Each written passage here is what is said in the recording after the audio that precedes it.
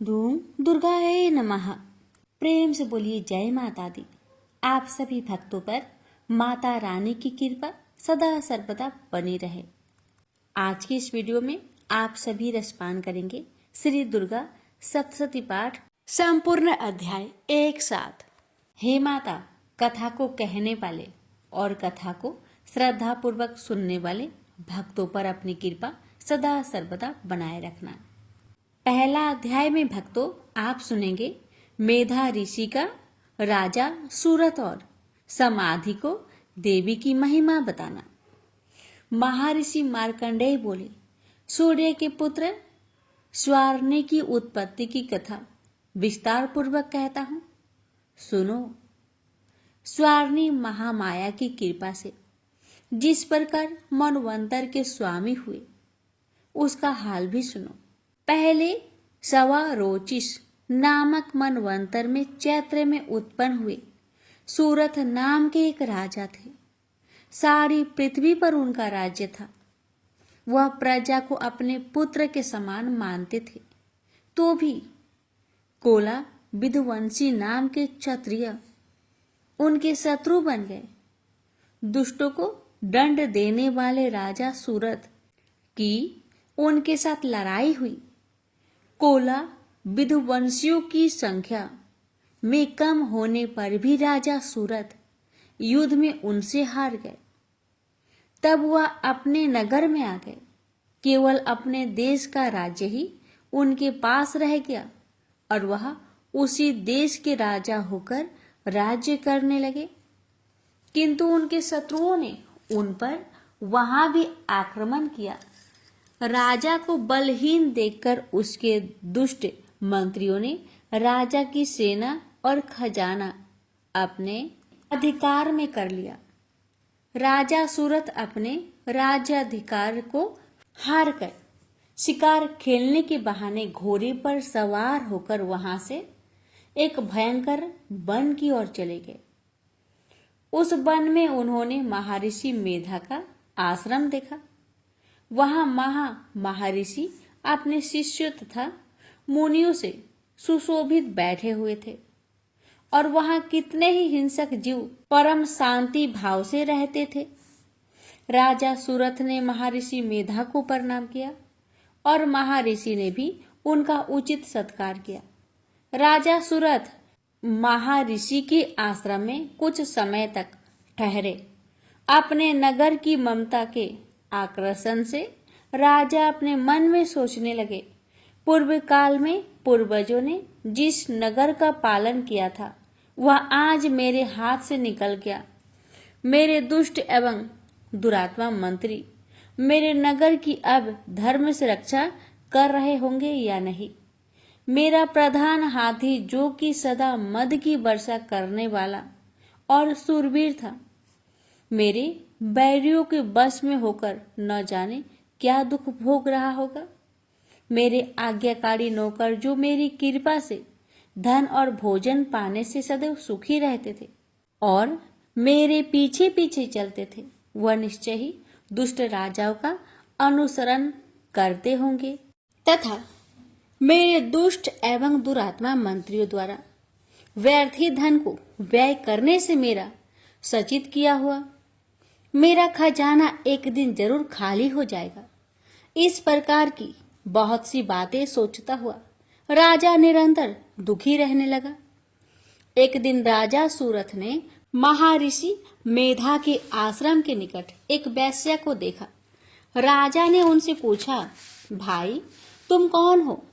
यहाँ तुम्हारे आने का क्या कारण है और तुम मुझे शोकग्रस्त अनमने से दिखाई देते हो, इसका क्या कारण है? राजा ने यह नम्र वचन सुन वेश्या ने महाराज सूरत को प्रणाम करके कहा, हे राजन, मेरा नाम समाधि है। मैं धनियों के कुल में उत्पन्न एक वेश्या हूं। मेरे दुष्ट स्त्री पुत्र आदि ने लोभ से मेरा सब धन छीन लिया है और मुझे घर से निकाल दिया है। मैं इस तरह से दुखी होकर इस वन में चला आया हूं और यहाँ रहता हुआ मैं इस बात को भी नहीं जानता कि अब घर में इस समय कुशल है या नहीं।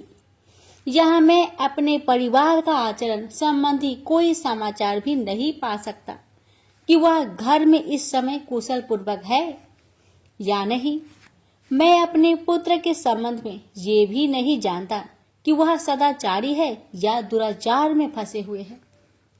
राजा बोले, जिस धन के लोभी स्त्री पुत्र ने तुम्हें घर से निकाल दिया है, फिर भी तुम्हारा चित्त उनसे क्यों प्रेम करता है? वैश्या ने कहा, मेरे विषय में आपका ऐसा कहना ठीक है, किंतु मेरा चित्त इतना कठोर नहीं है। यद्यपि उन्होंने धन के लोभ में पकड़कर पितृ स्नेह को त्याग कर मुझे घर से निकाल दिया है, तो भी मेरे मन में उनके लिए कठोरता नहीं आती। महामते, मेरा मन फिर भी उनमें फंसा रहा है। इस बात को जानता हुआ भी मैं नहीं जान रहा, मेरा चित्त उनके लिए दुखी है। मैं उनके लिए लंबी लंबी सांसें ले रहा हूँ। उन लोगों में प्रेम नाम मात्र का भी नहीं है। फिर भी ऐसे निस्नेहियों के लिए मेरा हृदय कठोर नहीं होता। महर्षि मार्कंडेय ने कहा। ब्राह्मण, इसके पश्चात महाराज सूरथ और वह वैश्य दोनों महर्षि मेधा के समीप गए और उनके साथ यथा योग न्याय सभाषण करके दोनों ने वार्ता आरंभ की। राजा बोले, भगवान, मैं आपसे एक बात पूछना चाहता हूँ, सो आप कृपा करके मुझे बताइए। मेरा मन मेरे अधीन नहीं है, इससे मैं बहुत दुखी हूँ। राज्य धन आदि की चिंता अभी तक मुझे बनी हुई है और मेरी यह ममता अज्ञानियों की तरह बढ़ती ही जा रही है। और यह समाधि नामक वैश्य भी अपने घर से अपमानित होकर आया है। इसके स्वजनों ने भी इसे त्याग दिया है। सज्जनों से त्याग हुआ भी यह उनसे हर्षित प्रेम रखता है। इस तरह हम दोनों ही दुखी है। हे महाभाग, उन लोगों के अवगुणों को देखकर भी हम दोनों के मन में उनके लिए ममता जनित आकर्षण उत्पन्न हो रहा है। हमारे ज्ञान रहते हुए भी ऐसा क्यों है? अज्ञानी मनुष्यों की तरह हम दोनों में यह मूर्खता क्यों है? महर्षि मेधा ने कहा, विषय मार्ग का ज्ञान सब जंतुओं को है। सबों के लिए विषय पृथक पृथक होते हैं। कुछ प्राणी दिन में नहीं देखते और कुछ रात को, परंतु कोई जीव ऐसे हैं जो दिन तथा रात दोनों में देख सकते हैं। यह सत्य है कि मनुष्यों में ज्ञान प्रधान है, किंतु केवल मनुष्य ही ज्ञानी नहीं होता। पशु पंछी आदि भी ज्ञान रखते हैं। जैसे यह पशु पंछी ज्ञानी है, वैसे ही मनुष्य का ज्ञान है, और ज्ञान मनुष्य में है वैसे ही पशु पंछियों में है। तथा अन्य बातें भी दोनों में एक जैसी पाई जाती है। ज्ञान होने पर भी इन पंछियों की ओर देखो कि अपने भूख से पीड़ित बच्चों की चोंच में कितने प्रेम से अन्न के दाने डालते हैं। राजन, ऐसा ही प्रेम मनुष्यों में अपने संतान के प्रति पाया जाता है। लोभ के कारण अपने उपकार का बदला पाने के लिए मनुष्य पुत्र की इच्छा करते हैं और इस प्रकार मोह के गड्ढे में गिर जाते हैं।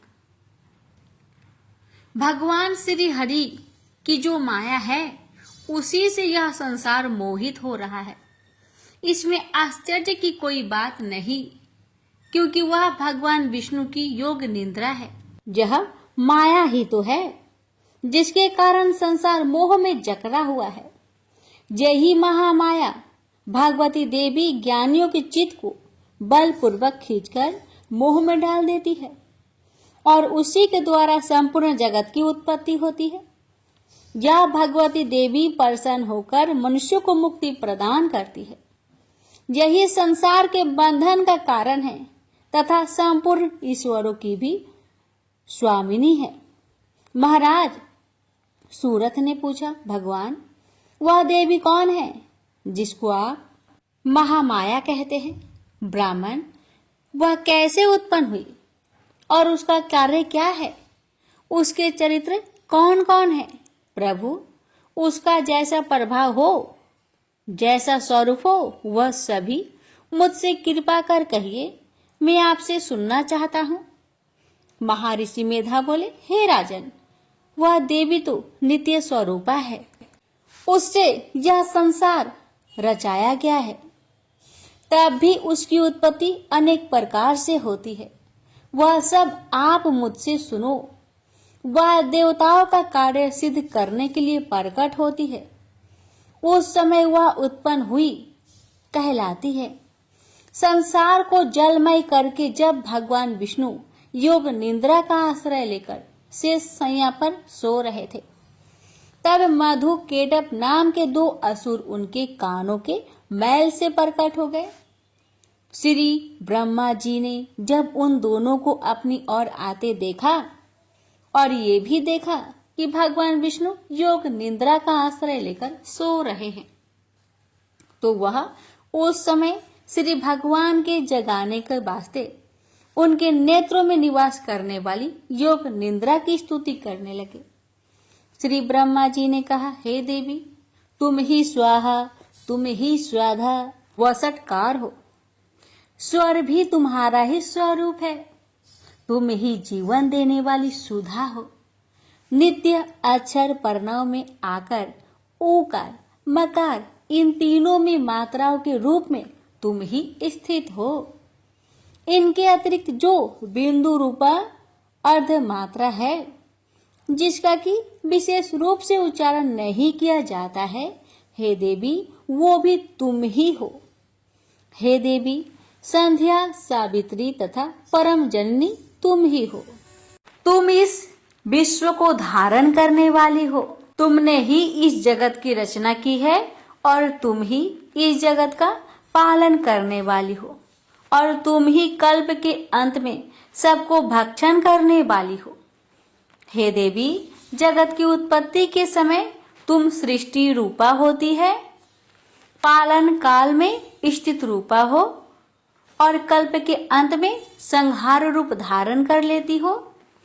तुम ही महाविद्या, महामाया, महामेधा, महारात्रि और मोहरात्रि हो।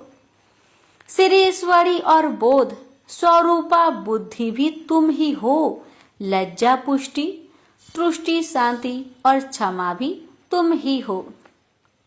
तुम खड्ग धारिणी, शूल धारिणी, घोर रूपा तथा गदा, चक्र, शंख और धनुष को धारण करने वाली हो। बाण, भुसुंडी और परिध यह भी तुम्हारे ही अस्त्र है। तुम सौम्य और सौम्यतर हो। यही नहीं बल्कि जितनी भी सौम्य तथा सुंदर वस्तुएं इस संसार में है, उनसे सबसे बढ़कर सुंदर तुम हो। पर और अपर सबसे परे रहने वाली सुंदर तुम ही हो। हे सर्व स्वरूपे देवी, जो भी सत असत पदार्थ है और उनमें जो शक्ति है वह तुम ही हो। ऐसी अवस्था में भला तुम्हारी स्तुति कौन कर सकता है। इस संसार की सृष्टि, पालन और संहार करने वाले जो भगवान हैं, उनको भी जब तुमने निद्रा के वशीभूत कर दिया है, तो फिर तुम्हारी स्तुति कौन कर सकता है। मुझे भगवान विष्णु तथा भगवान शंकर को शरीर धारण कराने वाली तुम ही हो। तुम्हारी स्तुति करने की शक्ति किस में है।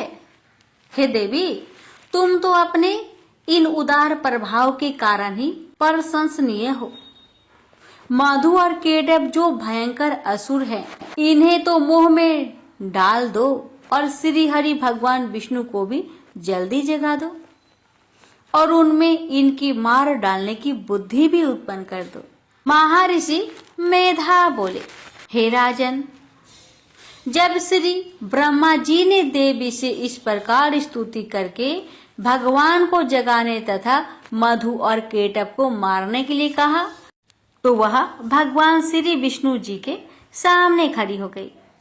उनके ऐसा करते ही भगवान श्री हरि तुरंत जाग उठे और दोनों असुरों को देखा, जो कि अत्यंत बलवान तथा पराक्रमी थे और मारे क्रोध के जिनके नेत्र लाल हो रहे थे और जो श्री ब्रह्मा जी का वध करने के लिए तैयार थे।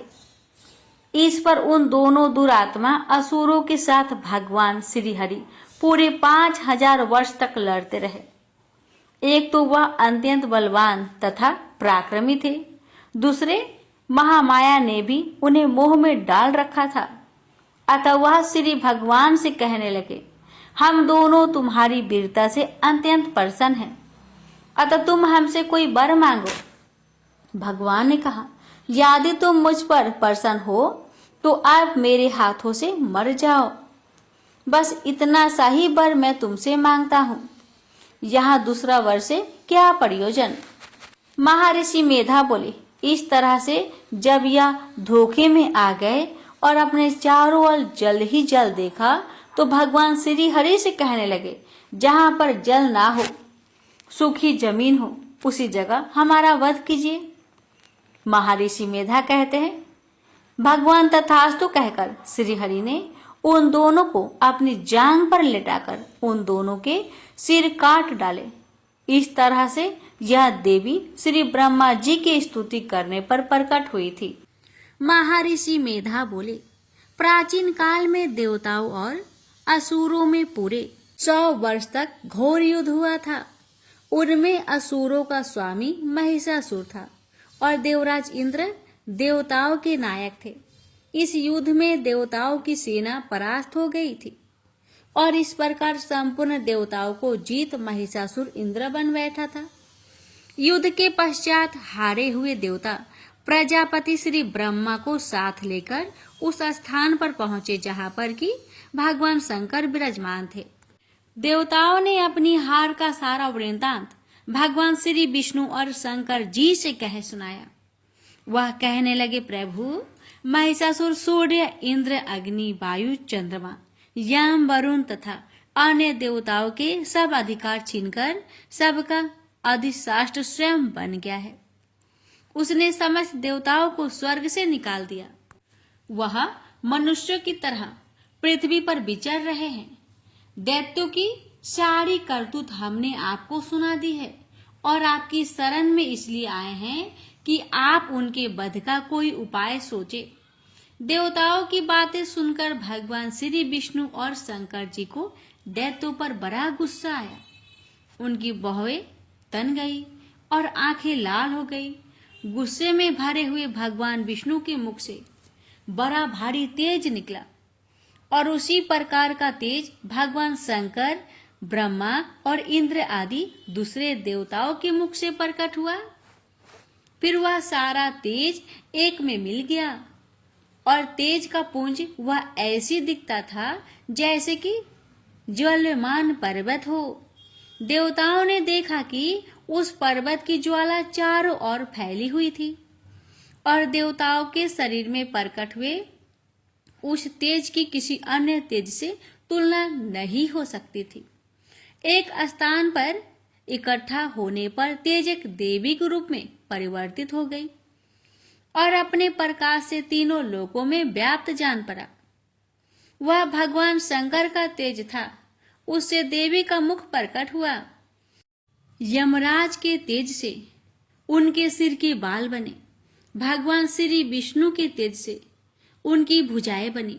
चंद्रमा के तेज से दोनों स्तन और इंद्र के तेज से जंघा और पिंडली तथा पृथ्वी के तेज से नितंब भाग बना। ब्रह्मा जी के तेज से दोनों चरण और सूर्य के तेज से उनकी उंगलियां पैदा हुई और कुबेर के तेज से नासिका बनी। प्रजापति के तेज से उनकी दांत और अग्नि के तेज से उनके नेत्र बने। संध्या के तेज से उनकी भौहें और वायु की तेज से उनकी कान प्रकट हुए। इस प्रकार उस देवी का प्रादुर्भाव हुआ था। महिषासुर से पराजित देवता उस देवी को देखकर अत्यंत प्रसन्न हुए। भगवान शंकर ने अपने त्रिशूल से एक त्रिशूल निकालकर उस देवी को दिया और भगवान विष्णु ने भी अपने चक्र में से चक्र निकालकर उस देवी को दिया। वरुण ने देवी को शंख भेंट किया। अग्नि ने उन्हें शक्ति दी। वायु ने उन्हें धनुष बाण दिए। सहस्त्र नेत्र वाले श्री देवराज इंद्र अपने वज्र से उसे उत्पन्न करके वज्र को देवी को दिया और ऐरावत हाथी का घंटा उतारकर देवी को भेंट किया। यमराज ने उन्हें काल दंड में से एक दंड दिया, वरुण ने पास दिए, प्रजापति ने स्फटिक की माला दी और श्री ब्रह्मा जी ने कमंडल दिया। सूर्य ने देवी के समस्त रोमों में अपनी किरणों का तेज भर दिया। काल ने चमकती हुई ढाल और तलवार दी तथा उज्जवल हार और दिव्य वस्त्र उसे भेंट किए और इनके साथ ही दिव्य चूड़ामणि दी। 2 कुंडल, कंगन, उज्जवल अर्धचंद्र, बाहों के लिए बाजूबंद, चरणों के लिए नूपुर, गले के लिए सुंदर हसली और अंगुलियों के लिए रत्नों की बनी हुई अंगूठियां उसे दी।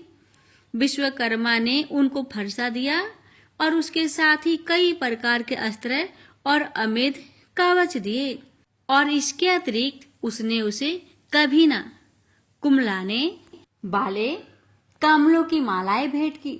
जल निधि ने सुंदर कमल का फूल भेंट किया। हिमालय ने सवारी के लिए सिंह और तरह तरह के रत्न देवी को भेंट किए। यक्षराज कुबेर ने मधु से भरा हुआ पात्र और शेष नाग ने उन्हें बहुमूल्य मणियों से विभूषित नागहार भेंट किया। इसी तरह दूसरे देवताओं ने भी उसे आभूषण और अस्त्र देकर उनका सम्मान किया। इसके पश्चात देवी ने उच्च स्वर से गर्जना की। उसके इस भयंकर नाद से आकाश गूंज उठा। देवी का वह उच्च स्वर से किया हुआ सिंहनाद समा ना सका। आकाश उनके सामने छोटा प्रतीत होने लगा। उससे बड़े जोर से प्रतिध्वनि हुई, जिससे समस्त विश्व में हलचल मच गई और समुद्र कांप उठे, पृथ्वी डोलने लगी और सबके सब पर्वत हिलने लगे। देवताओं ने उस समय प्रसन्न होकर सिंह वाहिनी जगतमयी से कहा, हे देवी, तुम्हारी जय हो। साथ ही महर्षियों ने भक्ति भाव से विनम्र होकर उनकी स्तुति की।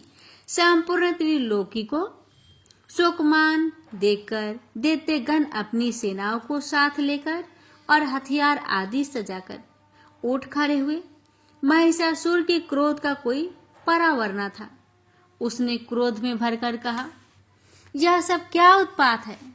फिर वह अपनी सेना के साथ उस ओर दौड़ा जिस ओर से भयंकर नाद का शब्द सुनाई दिया था, और आगे पहुंचकर उसने देवी को देखा, जो कि अपनी प्रभा से तीनों लोगों को प्रकाशित कर रही थी। उसके चरणों के भार से पृथ्वी दबी जा रही थी। माथे के मुकुट से आकाश में एक रेखा सी बन रही थी और उसके धनुष के टंकार से सब लोग क्षुब्ध हो रहे थे। देवी अपनी सहस्त्रों भुजाओं को संपूर्ण दिशाओं में फैलाए खड़ी थी। इसके पश्चात उनका दैत्यों के साथ युद्ध छिड़ गया और कई प्रकार के अस्त्र शस्त्रों से सबकी सब दिशाएं उद्भासित होने लगी। महिषासुर की सेना का सेनापति चिछुर नामक एक महान असुर था। वह आगे बढ़कर देवी के साथ युद्ध करने लगा और दूसरे दैत्यों की चतुरंगिनी सेना साथ लेकर चामर में रहने लगा और 60,000 महारथियों को साथ लेकर उदग्र नामक महादैत्य आकर युद्ध करने लगा और महाहनु नामक असुर 1 करोड़ रथियों को साथ लेकर असीलोमा नामक असुर 5 करोड़ सैनिकों को साथ लेकर युद्ध करने लगा। बास्कल नामक असुर 60 लाख असुरों के साथ युद्ध में आ डटा। बिडाल नामक असुर 1 करोड़ रथियों सहित लड़ने को तैयार था। इन सब के अतिरिक्त और भी हजारों असुर हाथी और घोड़ा साथ लेकर लड़ने लगे और इंद्र सबके पश्चात महिषासुर करोड़ों रथों, हाथियों और घोड़ों सहित वहां आकर देवी के साथ लड़ने लगा। सभी असुर तोमर, भिंदीपाल, शक्ति, मूसल, खड्गों, फरसों, पर्टियों के साथ रणभूमि में देवी के साथ युद्ध करने लगे। कोई शक्तियां फेंकने लगे और कोई अन्य शस्त्र आदि। इसके पश्चात सब के सब दैत्य अपनी अपनी तलवारें हाथों में लेकर देवी की ओर दौड़े और उसे मार डालने का उद्योग करने लगे, मगर देवी ने क्रोध में भरकर खेल ही खेल में उनके सब अस्त्र शस्त्रों को काट दिया। इसके पश्चात ऋषियों और देवताओं ने देवी की स्तुति आरंभ कर दी और वह प्रसन्न होकर असुरों के शरीर पर अस्त्र शस्त्रों की वर्षा करती रही। देवी के वाहन भी क्रोध में भरकर दैत्य सेना में इस तरह विचरने लगा जैसे कि वन में दावानल फैला रहा हो।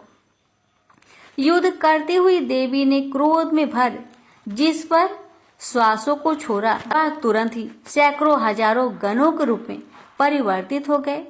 फरसे, भिंदीपाद, खड्ग तथा पाडिस इत्यादि अस्त्रों के साथ दैत्यों से युद्ध करने लगे।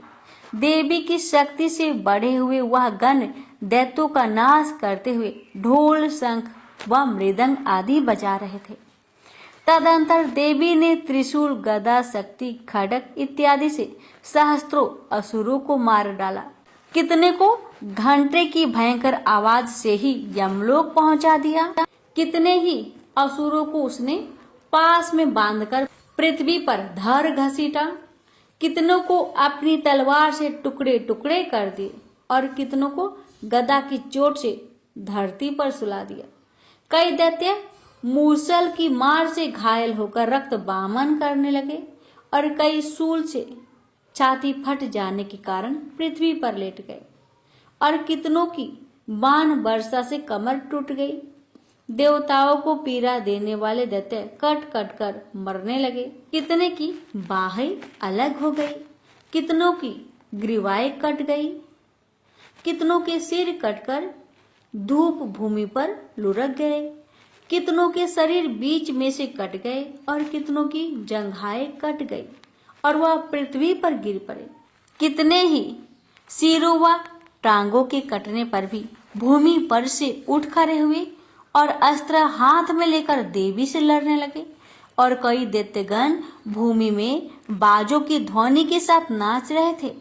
कोई असुर जिनके सिर कट चुके थे बिना सिर के धड़ से ही हाथ में अस्त्र लिए हुए लड़ रहे थे। दैत्य रह रहकर ठहरो ठहरो कहते हुए देवी को युद्ध के लिए ललकार रहे थे। जहां पर यह घोर संग्राम हुआ था वहां की भूमि रथ, हाथी, घोड़े और असुरों की लाशों से भर गई थी और असुर सेना के बीच में रक्तपात होने के कारण रुधिर की नदियां बह रही थी और इस तरह देवी ने असुरों की विशाल सेना को क्षण भर में इस तरह से नष्ट कर डाला जैसे तृण काष्ठ के बड़े समूहों को अग्नि नष्ट कर डालती है। और देवी का सिंह भी गर्दन के बालों को हिलाता हुआ और बड़ा शब्द करता हुआ असुरों के शरीर से मानो उनके प्राणों को ढूंढ रहा था। वहां देवी के गणों ने जब दैत्य के साथ युद्ध किया तो देवताओं ने प्रसन्न होकर आकाश से उन पर पुष्प वर्षा की। महर्षि मेधा ने कहा, महिषासुर की सेना नष्ट होती देखकर उस सेना का सेनापति चिछूर क्रोध में भर देवी के साथ युद्ध करने के लिए आगे बढ़ा। वह देवी पर इस प्रकार बाणों की वर्षा करने लगा मानो सुमेरु पर्वत पानी की धार बरसा रहा हो। इस प्रकार देवी ने अपने बाणों से उसके बाणों को काट डाला तथा उसके घोड़ों व सारथी को मार दिया। साथ ही उसके धनुष और उसकी अत्यंत ऊंची ध्वजा को भी काट कर नीचे गिरा दिया। उसका धनुष कट जाने के पश्चात उसके शरीर के अंगों को भी अपने बाणों से बीध दिया। धनुष घोड़ों और सारथी के नष्ट होने पर वह असुर ढाल और तलवार लेकर देवी की तरफ आया। उसने अपनी तीक्ष्ण धार वाली तलवार से देवी के सिंह के मस्तक पर प्रहार किया और बड़े वेग से देवी की बाई भुजा पर वार किया, किंतु देवी की बाई भुजा को छूते ही उस दैत्य की तलवार टूटकर 2 टुकड़े हो गए। इससे दैत्य ने क्रोध में भरकर शूल हाथ में लिया और भद्रकाली देवी की ओर फेंका। देवी की ओर आता हुआ वह शूल आकाश से गिरते हुए सूर्य के समान प्रज्वलित हो उठा। शूल को अपनी ओर आते हुए देखकर देवी ने भी शूल छोड़ा और महाअसुर के शूल के 2 टुकड़े कर दिए और साथ ही महाअसुर के प्राण भी हर लिए। चिछूर के मरने और देवताओं को दुख देने वाला चामर नामक दैत्य हाथी पर सवार होकर देवी से लड़ने के लिए आया और उसने आने के साथ ही शक्ति से प्रहार किया, किंतु देवी ने अपनी हुंकार से ही उसे तोड़कर पृथ्वी पर डाल दिया। शक्ति को टूटा हुआ देखकर दैत्य ने क्रोध से लाल होकर शूल को चलाया, किंतु देवी ने उसको भी काट दिया। इतने में देवी का सिंह उछलकर हाथी के मस्तक पर सवार हो गया और दैत्य के साथ बहुत ही तीव्र युद्ध करने लगा और फिर वह दोनों लड़ते हुए हाथी पर से पृथ्वी पर आ गिरे और दोनों बड़े क्रोध से लड़ने लगे। फिर सिंह बड़े जोर से आकाश की ओर उछला और जब पृथ्वी की ओर आया तो अपने पंजे से चामर का सिर धड़ से अलग कर दिया। क्रोध में भरी हुई देवी ने शीला और वृक्ष आदि की चोटों से उदग्र को भी मार दिया, कराल को, दांतों, मुख को और थप्पड़ों से चूर्ण कर डाला। क्रोध हुई देवी ने गदा के प्रहार से उद्धत दैत्य को मार गिरा दिया। भिंदीपाल से बास्कल को, बाणों से ताम्र तथा अंधक को मौत के घाट उतार दिया। तीनों नेत्रों वाली परमेश्वरी ने त्रिशूल से उग्रासय, उग्रवीर्य और महामनु नामक राक्षसों को मार गिराया। उसने अपनी तलवार से बिडाल नामक दैत्य का सिर काट डाला तथा अपने बाणों से दुर्धर, दुर्मुख दोनों राक्षसों को यमलोक पहुंचा दिया। इस प्रकार जब महिषासुर ने देखा कि देवी ने मेरी सेना को नष्ट कर दिया, तो वह भैंसे का रूप धारण कर देवी के गणों को दुख देने लगा। उन गणों में कितनों को उसने मुख के प्रहार से, कितनों को खुरों से, कितनों को पूंछ से, कितनों को सिंहों से, बहुतों को दौड़ने के वेग से, अनेकों को सिंहनाद से, कितनों को चक्कर देकर और कितनों को निश्वास वायु के झोंके से पृथ्वी पर गिरा दिया। इस प्रकार वह दैत्य गणों की सेना को गिरा देवी के सिंह को मारने के लिए दौड़ा। इस पर देवी को बड़ा गुस्सा आया। उधर दैत्य भी क्रोध में भरकर धरती को खुरों से खोदने लगा तथा सिंगों से पर्वतों को उखाड़ उखाड़ कर धरती पर फेंकने लगा और मुख से शब्द करने लगा। महिषासुर के वेग से चक्कर देने के कारण पृथ्वी क्षुब्ध होकर फटने लगी। उसकी पूंछ से टकारा कर समुद्र चारों ओर फैल गया।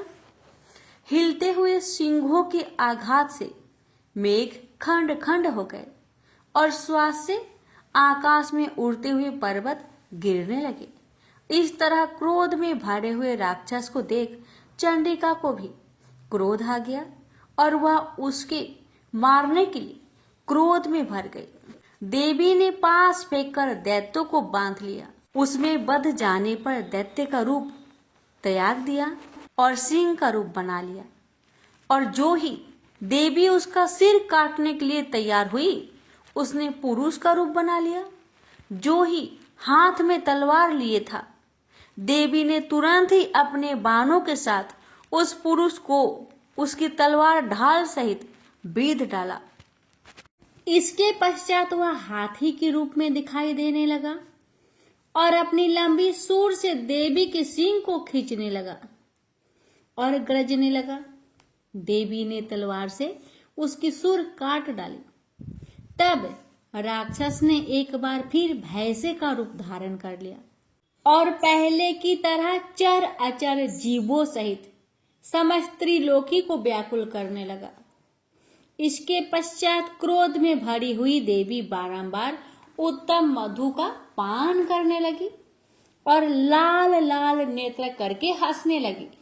उधर बल वीर्य तथा मद से क्रोध हुआ दैत्य भी गरजने लगा। अपने सिंगों से देवी पर पर्वतों को फेंकने लगा। देवी अपने बाणों से उसके फेंके हुए पर्वतों को चूर्ण करती हुई बोली, ओ मूर्ख, जब तक मैं मधुपान कर रही हूं तब तक तू गरज ले, और इसके पश्चात मेरे हाथों से तेरी मृत्यु हो जाने पर देवता गरजेंगे। महर्षि मेधा ने कहा। यूं कहकर देवी उछलकर उस दैत्य पर जा चढ़ी और उसको अपने पैर से दबाकर सूल से उसके गले पर आघात किया। देवी के पैर से दबने पर भी दैत्य ने अपने दूसरे रूप से अपने मुख से बाहर होने लगा। अभी वह आधा ही बाहर निकला हुआ था कि देवी ने अपने प्रभाव से उसे रोक दिया। जब वह आधा निकला हुआ ही दैत्य युद्ध करने लगा तो देवी ने अपनी तलवार से उसका सिर काट दिया। इसके पश्चात सारी राक्षस सेना हाहाकार करती हुई वहां से भाग खड़ी हुई और सब देवता अत्यंत प्रसन्न हुए और ऋषियों महर्षियों सहित देवी की स्तुति करने लगे। गंधर्वराज गान करने तथा अप्सराएं नृत्य करने लगी। महर्षि मेधा बोले, देवी ने जब पराक्रमी दुरात्मा महिषासुर को मार गिराया और असुरों की सेना को मार दिया, तब इंद्र आदि समस्त देवता अपने सिर तथा शरीर को झुकाकर भगवती की स्तुति करने लगे। जिस देवी ने अपनी शक्ति से यह जगत व्याप्त किया है और जो संपूर्ण देवताओं और महर्षियों की पूजनीय है, उस अंबिका को हम भक्ति पूर्वक नमस्कार करते हैं। वह हम सबका कल्याण करे। जिस अतुल प्रभाव और बल का वर्णन भगवान विष्णु, शंकर और ब्रह्मा भी नहीं कर सकते, वही देवी संपूर्ण जगत का पालन करने के लिए अशुभ भय का नाश करे। पुण्य आत्माओं के घरों में तुम स्वयं लक्ष्मी रूप में हो और पापियों के घरों में तुम अलक्ष्मी रूप हो। तत्कुल में उत्पन्न होने वालों के लिए लज्जा रूप होकर उनके घरों में निवास करती हो। हम उस दुर्गा भगवती को नमस्कार करते हैं। हे देवी, इस विश्व का पालन करो। हे देवी, हम तुम्हारे अचिंत्य रूप का किस प्रकार वर्णन करें। असुरों का नाश करने वाले भारी पराक्रम तथा समस्त देवताओं और दैत्यों के विषय में जो तुम्हारे पवित्र चरित्र है, उनको हम किस प्रकार वर्णन करें। देवी, त्रिगुणात्मिका होने पर भी तुम संपूर्ण जगत की उत्पत्ति का कारण हो। हे देवी, भगवान विष्णु, शंकर आदि देवता किसी ने तुम्हारा पार न पाया। तुम सबकी आश्रय रूप हो। यह संपूर्ण जगत तुम्हारा ही अंश रूप है, क्योंकि तुम सबकी आदिभूत प्रकृति हो। हे देवी, तुम्हारे जिस नाम के उच्चारण से संपूर्ण यज्ञों में सब देवता तृप्त लाभ करते हैं, वह स्वाहा तुम ही तो हो। इसके अतिरिक्त तुम पितरों की तृप्ति का कारण हो, इसलिए देव आपको स्वाधा कहते हैं। हे देवी, वह विद्या जो मोक्ष को देने वाली है, जो अचिंत्य महाज्ञान स्वरूपा है, तत्वों का सार को बस में करने वाले, संपूर्ण दोषों को दूर करने वाले, मोक्ष की इच्छा वाले मुनिजन जिसका अभ्यास करते हैं, तुम ही हो। तुम वाणी रूप हो और दोष रहित ऋण युज वेदों की तथा उद्गीत और सुंदर पद पाठ वालों की तथा साम वेद की खजाना रूप हो। तुम भगवती हो। इस विश्व की उत्पत्ति एवं पालन के लिए तुम वार्ता के रूप में प्रकट हुई हो और तुम संपूर्ण संसार की पीड़ा हरने वाली हो। हे देवी, जिससे सारे शास्त्रों को जाना जाता है, वह मेधा शक्ति तुम ही हो और दुर्गम भवसागर से पार करने वाली नौका भी तुम ही हो। लक्ष्मी रूप हो। विष्णु भगवान के हृदय में निवास करने वाली और भगवान महादेव द्वारा सम्मानित गौरी देवी तुम ही हो। मंद मुस्कान वाले, निर्मल पूर्णचंद बिंब के समान और उत्तम स्वर्ण की मनोहर कांति से कमनीय तुम्हारा मुख को देखकर भी महिषासुर क्रोध में भर गया। यह बड़े आश्चर्य की बात है। और हे देवी, तुम्हारा यही मुख जब क्रोध से भर गया, उदय काल के चंद्रमा की भांति लाल हो गया और तनी हुई भौहों के कारण विकराल रूप हो गया, उसे देखकर भी महिषासुर के शीघ्र प्राण नहीं निकल गए। यह बड़े आश्चर्य की बात है। आपके कुपित मुख के दर्शन करके भला कौन जीवित रह सकता है। हे देवी, तुम हमारे कल्याण के लिए प्रसन्न हो। आपके प्रसन्न होने से इस जगत का अभ्युदय होगा, और जब आप क्रोध हो जाती है तो कितने ही कुलों का सर्वनाश हो जाता है। यह हमने अभी अभी जाना है, जबकि आपने महिषासुर की बहुत बड़ी सेना को देखते देखते मार दिया। हे देवी, सदा अभ्युदय प्रताप देने वाली तुम जिस पर प्रसन्न हो जाती हो, वही देश में सम्मानित होते हैं। उनके धन यश की वृद्धि होती है, उनका धर्म कभी शिथिल नहीं होता है, और उनके यहाँ अधिक पुत्र, स्त्रियां और नौकर होते हैं। हे देवी, तुम्हारी कृपा से ही धर्मात्मा पुरुष प्रतिदिन श्रद्धा पूर्वक यज्ञ करता है और धर्म अनुकूल आचरण करता है, और उसके प्रभाव से स्वर्ग लोक में जाता है, क्योंकि तुम तीनों लोकों में मनोवांछित फल देने वाली हो।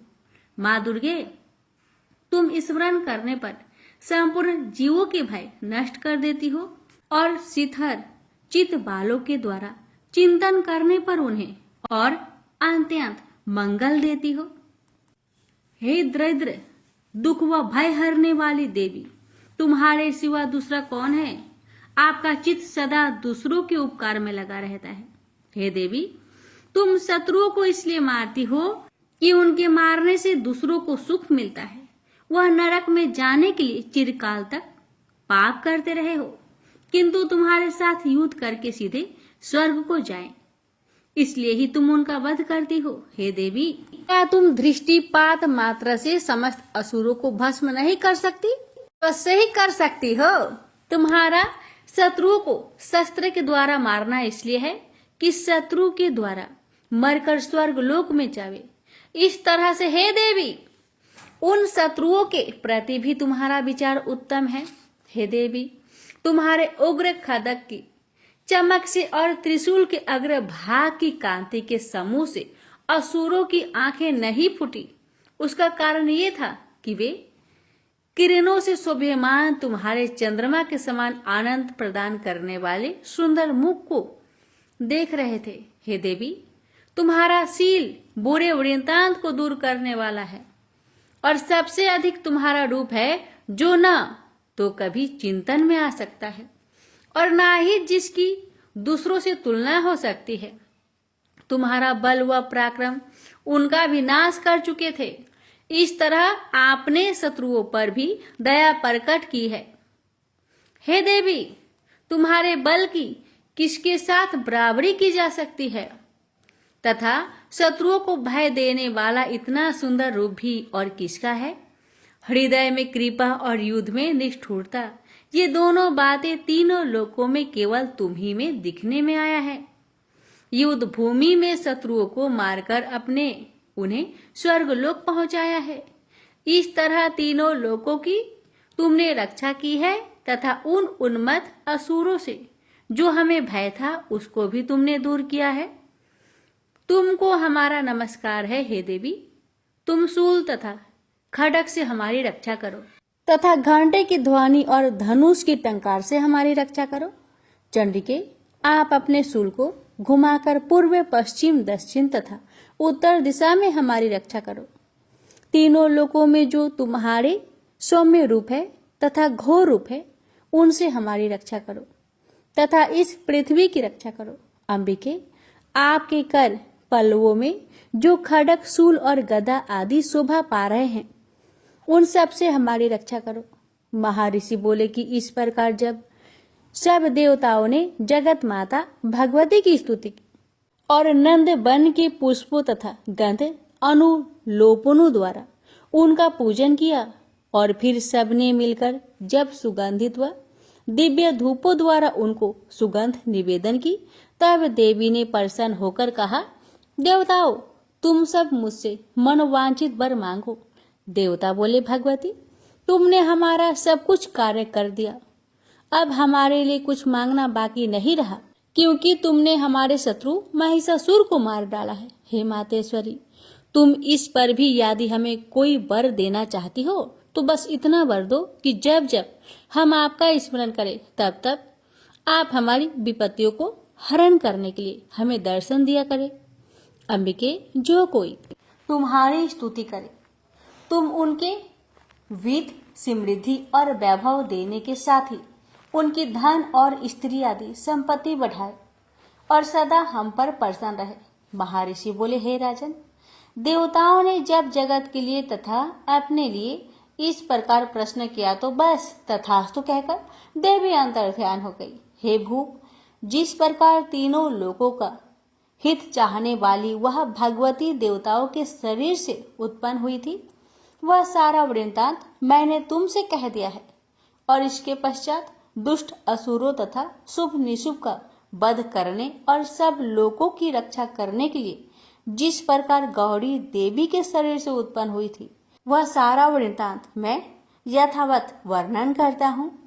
महर्षि मेधा ने कहा, पूर्व काल में शुभ निशुभ नामक असुरों ने अपने बल के मत से इंद्र का त्रिलोकी का राज्य और यज्ञों के भाग छीन लिए, और वह दोनों इसी प्रकार सूर्य, चंद्रमा, धर्मराज और वरुण के अधिकारी भी छीनकर स्वयं ही उनका उपभोग करने लगे। वायु और अग्नि का कार्य भी वही करने लगे, और इसके पश्चात उन्होंने जिन देवताओं का राज्य छीना था उनको अपने अपने स्थान से निकाल दिए। इस तरह से अधिकार छीने हुए तथा दैत्यों द्वारा निकाले हुए देवता अपराजिता देवी का स्मरण करने लगे कि देवी ने हमको वर दिया था कि विपत्ति में मैं तुम्हारे संपूर्ण विपत्तियों को नष्ट कर दूंगी। ऐसा विचार कर सब देवता हिमालय पर गए और भगवती विष्णु माया की स्तुति करने लगे। देवताओं ने कहा, देवी को नमस्कार है, शिव को नमस्कार है, प्रकृति और भद्रा को नमस्कार है। हम लोग रुद्र, नित्य और गौरी को नमस्कार करते हैं। ज्योत्सनामयी चंद्र रूपेणी व सुख रूप देने को निरंतर नमस्कार है। शरणागतों का कल्याण करने वाली वृद्धि और सिद्धि रूपा देवी को हम बार बार नमस्कार करते हैं। और नैऋति राक्षसों की लक्ष्मी तथा सावर्णी को नमस्कार है। दुर्गा को दुर्गम स्थलों को पार करने वाली दुर्गपरा को सारा सर्वकारिणी ख्याति कृष्ण और धुर्मा देवी को सदैव नमस्कार है। अत्यंत सौम्य तथा अत्यंत रुद्र रूपा को हम नमस्कार करते हैं। उन्हें हमारा बारंबार प्रणाम है। जगत आधार भूताकृति देवी को बार बार नमस्कार करते हैं। जिस देवी को प्राणी मात्र विष्णु माया कहते हैं उनको नमस्कार है, उसको नमस्कार है। जो देवी संपूर्ण प्राणियों में चेतना कहलाती उसको नमस्कार है, उसको नमस्कार है, उसको नमस्कार है। जो देवी संपूर्ण प्राणियों में बुद्धि रूप से स्थित है उसको नमस्कार है, उसको नमस्कार है, उसको नमस्कार है। जो देवी सब प्राणियों में निद्रा रूप से विराजमान है उसको नमस्कार है, उसको नमस्कार है, उसको नमस्कार है। जो देवी संपूर्ण प्राणियों में क्षुधा रूप से विराजमान है उसको नमस्कार है, उसको नमस्कार है, उसको नमस्कार है। हे देवी संपूर्ण प्राणियों में छाया रूप से स्थिति है उसको नमस्कार है, उसको नमस्कार है, उसको नमस्कार है। जो देवी सब प्राणियों में शांति रूप से स्थित है उसको नमस्कार है, उसको नमस्कार है, उसको नमस्कार है। जो देवी सब प्राणियों में श्रद्धा रूप से स्थित है उसको नमस्कार है, उसको नमस्कार है, उसको नमस्कार है। जो देवी सब प्राणियों में कांति रूप में स्थित है उसको नमस्कार है, उसको नमस्कार है, उसको नमस्कार है। जो देवी सब प्राणियों में लक्ष्मी रूप से स्थित है, उसको नमस्कार है, उसको नमस्कार है, उसको नमस्कार है। जो देवी संपूर्ण प्राणियों में वृत्ति रूप से स्थित है, उसको नमस्कार है, उसको नमस्कार है, उसको नमस्कार है। जो देवी सब प्राणियों में दया रूप से स्थित है, उसको नमस्कार है, उसको नमस्कार है, उसको नमस्कार है। जो देवी संपूर्ण प्राणियों में तुष्टि रूप से स्थित है, उसको नमस्कार है, उसको नमस्कार है। जो देवी सब प्राणियों में मातृ रूप से विराजमान है, उसको नमस्कार है, उसको नमस्कार है, उसको नमस्कार है, उसको नमस्कार है। जो देवी सब प्राणियों में भ्रांति रूप से स्थित है, उसको नमस्कार है, उसको नमस्कार है, उसको नमस्कार है। जो देवी सब प्राणियों में नित्य रूप से स्थित है, उसको नमस्कार है, उसको नमस्कार है, उसको नमस्कार है।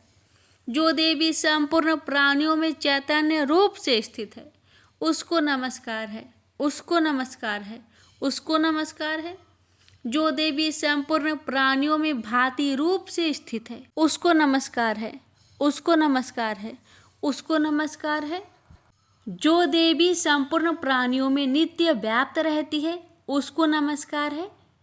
जो देवी चैतन्य रूप से इस संपूर्ण संसार को व्याप्त करके स्थित है, उसको नमस्कार है, उसको नमस्कार है, उसको नमस्कार है। पूर्व काल में देवताओं ने अपने अभीष्ट फल पाने के लिए जिसको स्तुति की है और देवराज इंद्र ने बहुत दिनों तक जिसका सेवन किया है, वह कल्याण की साधना भूता ईश्वरी हमारा कल्याण और मंगल करे तथा सारी विपत्तियों को नष्ट कर डाले। असुरों के सताए हुए हम संपूर्ण देवता उस परमेश्वरी को इस समय नमस्कार करते हैं तथा जो भक्ति पूर्वक स्मरण किए जाने पर तुरंत ही सब विपत्तियों को नष्ट कर देती है, वह जगदम्बा इस समय भी हमारा मंगल करके और हमारी विपत्तियों को दूर करे। महर्षि मेधा ने कहा, राजन, इस प्रकार जब देवता स्तुति कर रहे थे, उस समय पार्वती देवी गंगा में स्नान करने के लिए आई। तब उनके ही शरीर से प्रकट हुए शिवा देवी बोली, शुभ दैत्य के स्वर्ग से निकाले हुए और निशुंभ से हारे हुए यह देवता मेरी ही स्तुति कर रहे हैं।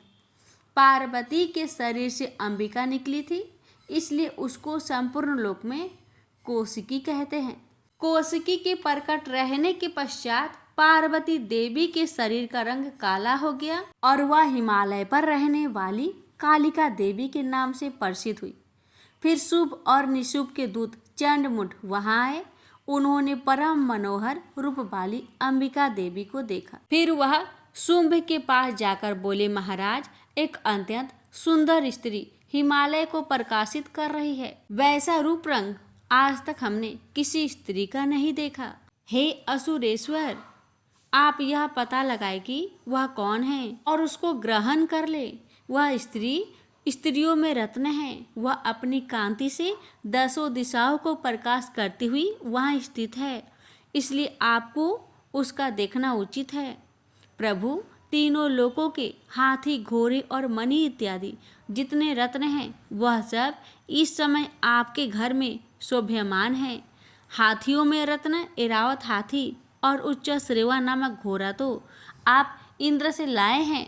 हंसों द्वारा जूता हुआ विमान जो कि ब्रह्मा जी के पास था, अब आपके पास है। और यह महापद्म नामक खजाना आपने कुबेर से छीना है। समुद्र ने आपको सदा खिले हुए फूलों की किजलंकनी नामक माला दी है। वरुण का कांचन वर्षा नामक छत्र आपके पास है और रथों में श्रेष्ठ प्रजापति का रथ भी आपके पास ही है। दैत्येंद्र मृत्यु की उत्तरा का तीदा नामक शक्ति भी आपसे छीन ली है और वरुण का पास भी आपके भ्राता निशुंभ के पास ही है और समुद्र में पैदा होने वाले सब प्रकार के रत्न भी आपके भ्राता निशुंभ के अधिकार में है। और जो अग्नि में न जल सके ऐसा वस्त्र अग्निदेव ने आपको दिए हैं। दैत्यराज, इस प्रकार सारी रत्न रूपी वस्तुएं आप संग्रह कर चुके हैं, तो फिर आप यह कल्याणमयी स्त्रियों में रत्न रूप अनुपम स्त्री ग्रहण क्यों नहीं करते? महर्षि मेधा ने कहा। चंडमुंड का यह वचन सुनकर शुंभ ने कहा, सुग्रीव को अपना दूत बनाकर देवी के पास भेजा जाए। प्रथम उसको सब कुछ समझा दिया कि वहां जाकर तुम उसको इस प्रकार कहना, और ये भी कह दिया कि जिस तरह से प्रसन्न होकर वह तुरंत यहाँ चली आए उसी प्रकार समझाकर कहना। दूत सुग्रीव पर्वत के उस रमणीक भाग में जहाँ देवी बसती थी पहुंचा। दूत ने कहा, हे देवी, दैत्यों का राजा शुंभ जो इस समय तीनों लोकों का स्वामी है, मैं उसका दूत हूँ और यहाँ तुम्हारे पास आया हूँ। संपूर्ण देवता उसकी आज्ञा एक स्वर में मानते हैं। अब जो कुछ उसने कहला भेजा है वह सुनो। उसने कहा है, इस समय संपूर्ण त्रिलोकी मेरे बस में है और संपूर्ण यज्ञों के भागों को पृथक पृथक मैं ही लेता हूँ, और तीनों लोकों में जितने श्रेष्ठ रत्न हैं वह सब मेरे पास है। देवराज इंद्र का वाहन ऐरावत मेरे पास है, जो मैंने उससे छीन लिया है। उच्च श्रवा नामक घोड़ा जो क्षीर सागर मंथन करने से प्रकट हुआ था, उसे देवताओं ने मुझे समर्पित किया है। हे सुंदरी, इनके अतिरिक्त और भी जो रत्न भूषण पदार्थ देवताओं के पास थे वह सब मेरे पास है। हे देवी, मैं तुम्हें संसार की स्त्रियों में रत्न मानता हूँ, क्योंकि रत्नों का उपभोग करने वाला मैं ही हूँ।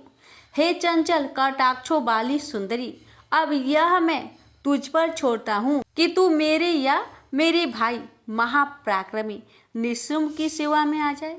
यदि तू मुझे बरेगी तो तुझे अतुल महान ऐश्वर्य की प्राप्ति होगी। अतः तुम अपनी बुद्धि से यह विचार कर मेरे पास चली आओ। महर्षि मेधा ने कहा। दूत के ऐसा कहने पर संपूर्ण जगत का कल्याण करने वाली भगवती दुर्गा मन ही मन मुस्कुराई और इस प्रकार कहने लगी। देवी ने कहा, हे दूत, तू जो कुछ कह रहा है वह सत्य है और इसमें किंचित मात्र भी झूठ नहीं है। शुंभ इस समय तीनों लोकों का स्वामी है और निशुंभ भी इसी तरह पराक्रमी है, किंतु इसके संबंध में मैं जो प्रतिज्ञा कर चुकी हूँ उसे मैं कैसे झुठला सकती हूँ। अतः तू मैंने जो प्रतिज्ञा की है उसे सुन। जो मुझे युद्ध में जीत लेगा और मेरे अभिमान को खंडित करेगा और बल में मेरे समान होगा, वही मेरा स्वामी होगा। इसलिए शुंभ अथवा महापराक्रमी निशुंभ यहाँ आवे और युद्ध में जीतकर मुझसे विवाह कर ले। इसमें भला देर की क्या आवश्यकता है। दूत ने कहा, हे देवी, तुम अभिमान में भरी हुई हो, मेरे सामने तुम ऐसी बात ना करो। इस त्रिलोकी में मुझे तो ऐसा कोई दिखाई नहीं देता जो कि शुंभ और निशुंभ के सामने ठहर सके। हे देवी, जब अन्य देवताओं में से कोई शुंभ व निशुंभ के सामने युद्ध में ठहर नहीं सकता, तो फिर तुम जैसी स्त्री उनके सामने रणभूमि में ठहर सकेगी। जिन शुंभ आदि असुरों के सामने इंद्र आदि देवता नहीं ठहर सके, तो फिर तुम अकेली स्त्री उनके सामने कैसे ठहर सकोगी। अतः तुम मेरा कहना मानकर उनके पास चली चलो, नहीं तो जब वह तुम्हें केस पकड़कर घसीटते हुए ले जावेंगे तो तुम्हारा गौरव नष्ट हो जाएगा। इसलिए मेरी बात मान लो। देवी ने कहा, जो कुछ तुमने कहा ठीक है। शुंभ और निशुंभ बड़े बलवान हैं, लेकिन मैं क्या कर सकती हूँ, क्योंकि मैं बिना विचारे प्रतिज्ञा कर चुकी हूँ। इसलिए तुम जाओ और मैंने जो कुछ कहा है वह सब आदर पूर्वक असुरेंद्र से कह दो। इसके पश्चात जो वह उचित समझे कर ले। महर्षि मेधा ने कहा। देवी की बात सुनकर दूत क्रोध में भरा हुआ वहां से असुरेंद्र के पास पहुंचा और सारा वृत्तांत उसे कह सुनाया।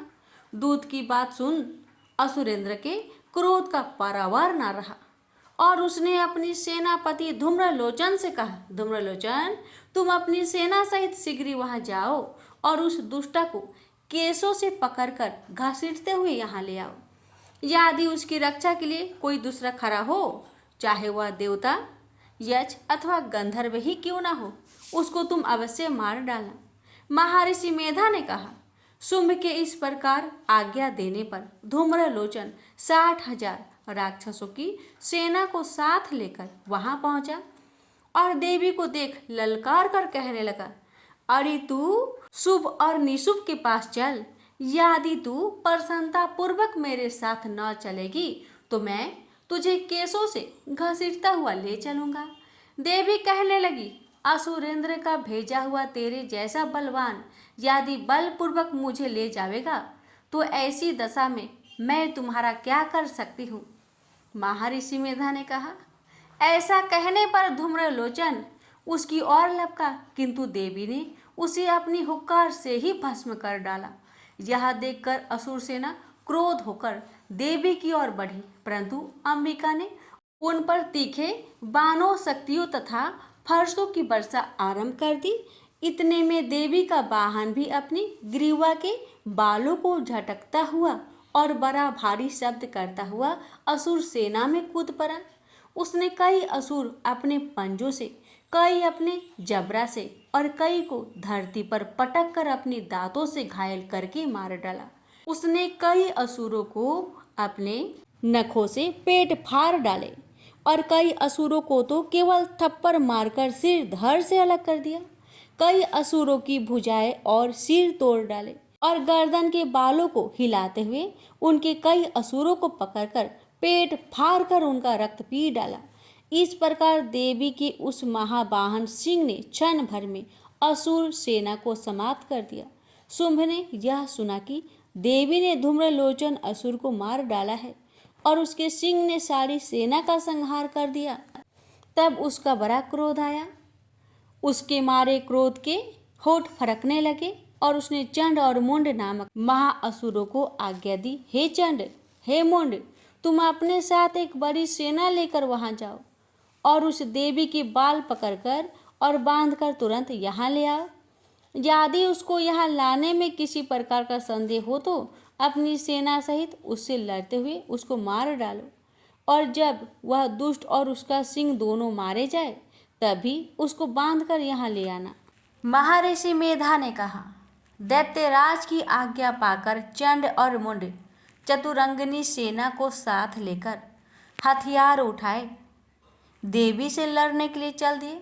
हिमालय पर्वत पर पहुंचकर उन्होंने मुस्कुराती हुई देवी को, जो सिंह पर बैठी हुई थी, देखा।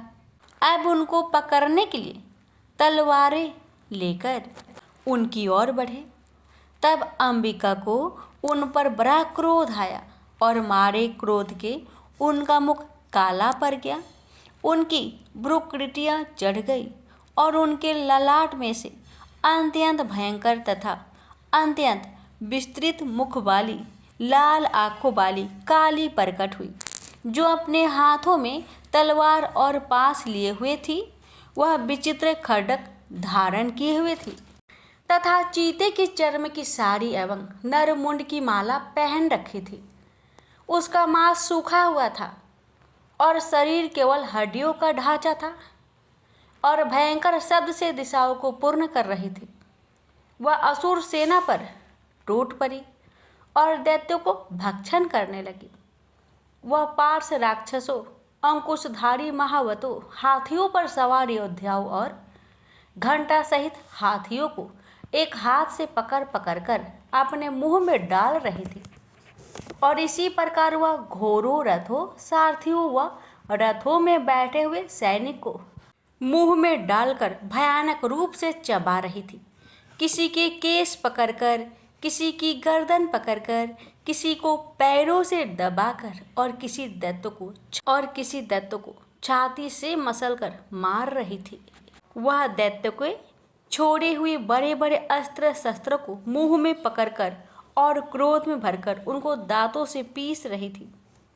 उसने कई बड़े बड़े असुर भक्षण कर डाले, कईयों को रौंद डाला और कितने उसकी मार के मारे भाग गए। कितनों को उसने तलवार से मार डाला, कितनों को अपने दांतों से समाप्त कर दिया, और इस प्रकार से देवी ने क्षण भर में संपूर्ण दैत्य सेना को नष्ट कर दिया। यह देख महापराक्रमी चंड काली देवी की ओर लपका और मुंड ने भी देवी पर अपने भयानक बाणों की वर्षा आरंभ कर दी और अपने हजारों चक्र उस पर छोड़े। उस समय वह चमकते हुए बाण व चक्र देवी के मुख में प्रविष्ट हुए इस प्रकार दिख रहे थे, जैसे मानो बहुत से सूर्य मेघों की घटा में प्रविष्ट हो रहे हो। इसके पश्चात भयंकर शब्द के साथ काली ने अत्यंत जोश में भरकर विकट अट्टहास किया। उस समय उसका भयंकर मुख देखा न जाता था और उसमें से उसके श्वेत दांत दिखाई दे रहे थे। फिर उसने तलवार हाथ में लेकर हू शब्द कहकर उसके ऊपर आक्रमण किया और उसके केस पकड़कर उसका सिर काटकर अलग कर दिया।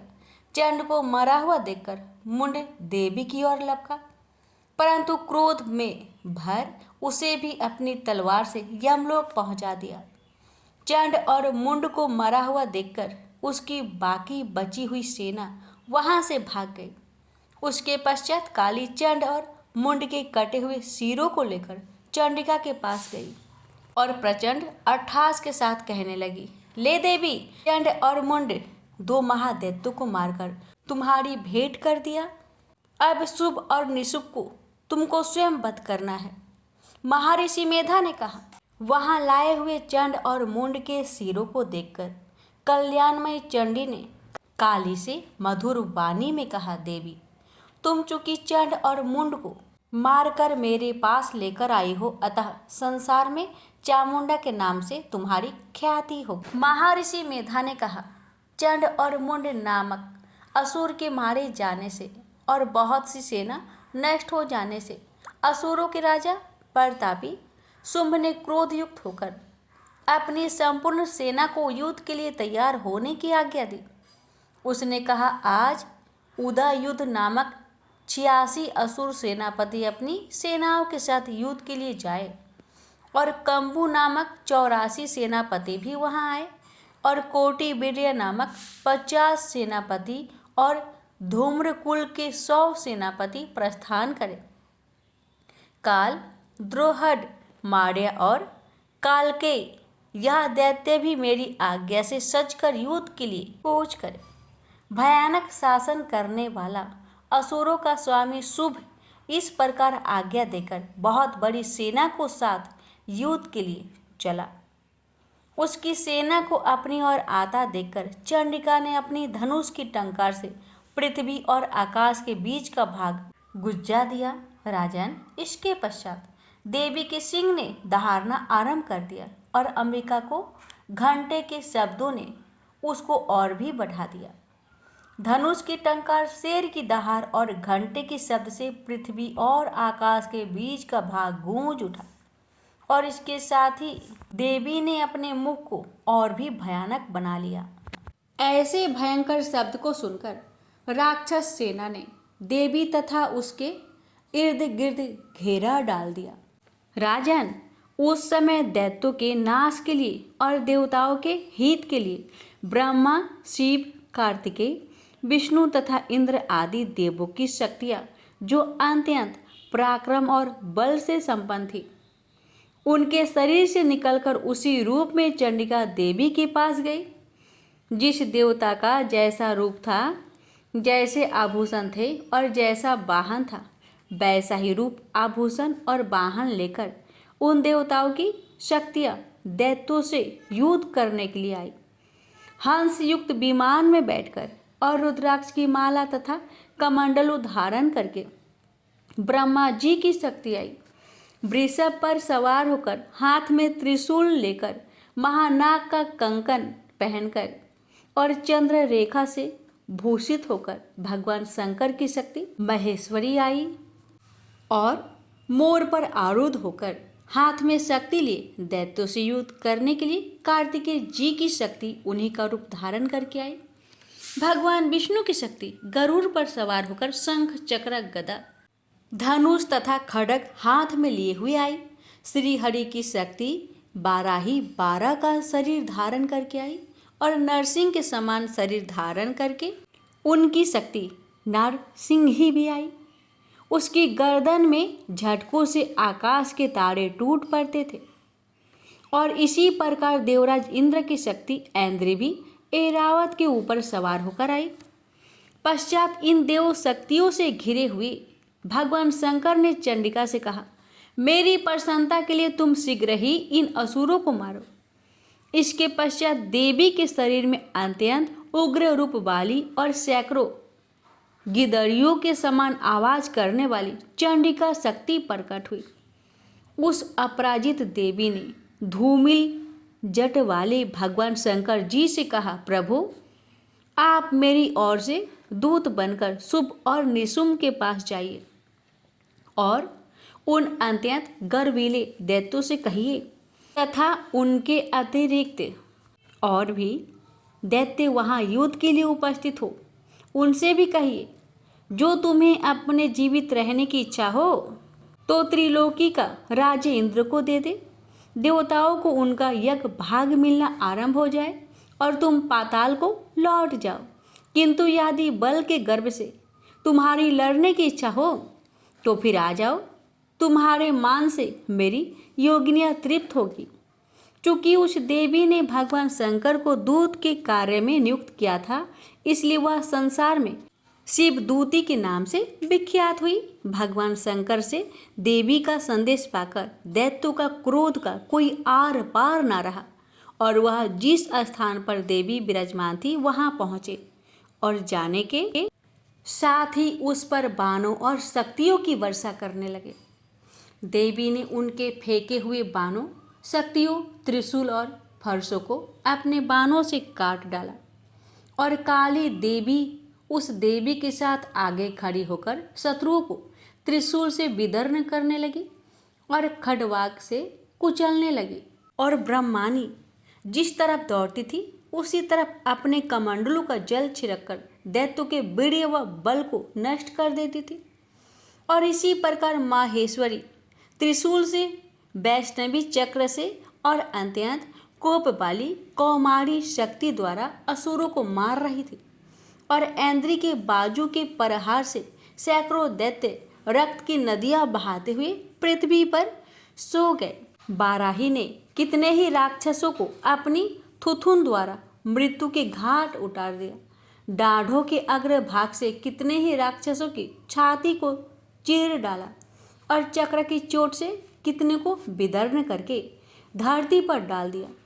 बड़े बड़े राक्षसों को नरसिंही अपने नखों से विदर्न करके भक्षण कर रही थी और सिंहनाद से चारों दिशाओं को गुजाती हुई रणभूमि में विचर रही थी। शिवदूती के प्रचंड अट्टहास से कितने ही दैत्य भयभीत होकर पृथ्वी पर गिर पड़े और उसके गिरते ही वह उनको भक्षण कर गई। इस तरह क्रोध में भरे हुए मातृगणों के नाना प्रकार की उपयोगों से बड़े बड़े असुरों को मरते हुए देखकर राक्षसी सेना भाग खड़ी हुई और उनको इस प्रकार भागता देखकर रक्तबीज नामक महापराक्रमी राक्षस क्रोध में भरकर युद्ध के लिए आगे बढ़ा। उसके शरीर से रक्त की बूंदें पृथ्वी पर गिरती थी तो वैसे ही शरीर वाला तथा वैसा बलवान दैत्य पृथ्वी से उत्पन्न हो जाता था। रक्तबीज गदा हाथ में लेकर ऐन्द्री के साथ युद्ध करने लगा। जब ऐन्द्री शक्ति ने अपने वज्र से उसको मारा तो घायल होने के कारण उसके शरीर से बहुत सा रक्त चलने लगा और उसकी प्रत्येक बूंद से उसके समान ही बलवान तथा महापराक्रमी अनेकों दैत्य भयंकर रूप में प्रकट हो गए। वह सबके सब दैत्य रक्तबीज के समान ही बलवान तेज वाले थे। वो भी भयंकर अस्त्र शस्त्र लेकर देवियों के साथ लड़ने लगे। जब ऐन्द्री के वज्र प्रहार से हजारों से उसके मस्तक पर चोट लगी और रक्त बहने लगा तो उसमें से हजारों पुरुष उत्पन्न हो गए। वैष्णवी ने चक्र से और ऐन्द्री ने गदा से रक्तबीज को चोट पहुंचाई और वैष्णवी के चक्र से घायल होने पर उसके शरीर से जो रक्त बहा उससे हजारों महाअसुर उत्पन्न हुए जिनके द्वारा यह संपूर्ण जगत व्याप्त हो गया। कौमारी ने शक्ति से, बराही ने खड्ग से और मातेश्वरी ने त्रिशूल से उसको घायल किया। इस प्रकार क्रोध में भरकर उस महादैत्य ने सब माताओं पर पक पृथक गदा से प्रहार किया और माताओं ने शक्ति और शूल इत्यादि से उसको जो बार बार घायल किया उससे सैकड़ों महादैत्य उत्पन्न हुए। इस प्रकार उस रक्त बीज के चक्र से उत्पन्न हुए असुरों से संपूर्ण जगत व्याप्त हो गया, जिससे देवताओं को भय हुआ। देवताओं को भयभीत देखकर चंडिका ने काली से कहा, चामुंडे, अपने मुख को बड़ा करो और मेरे शस्त्रघात से उत्पन्न हुए रक्त बिंदुओं तथा रक्त बिंदुओं से उत्पन्न हुए महाअसुरों को तुम अपने इस मुख से भक्षण करती जाओ। इस प्रकार रक्त बिंदुओं से उत्पन्न हुए महादैत्य को भक्षण करते हुए तुम रण में विचरो। इस प्रकार रक्त चिन्ह होने से यह दैत्य नष्ट हो जाएंगे। तुम्हारे भक्षण करने के कारण अन्य दैत्य उत्पन्न नहीं होंगे। काली से इस प्रकार कहकर चंडिका देवी ने रक्त बीज पर अपने त्रिशूल से प्रहार किया और काली देवी ने अपने मुख में उसका रक्त ले लिया। तब उसने अपनी गदा से चंडिका पर प्रहार किया। प्रहार से चंडिका को तनिक भी कष्ट ना हुआ। हाँ, उसके शरीर से बहुत सा रक्त बहने लगा, लेकिन उसके गिरने के साथ ही काली ने उसको मुख में ले लिया। काली के मुख में उस रक्त से जो असुर उत्पन्न हुए उसको उसने भक्षण कर लिया और रक्त को पीती गई।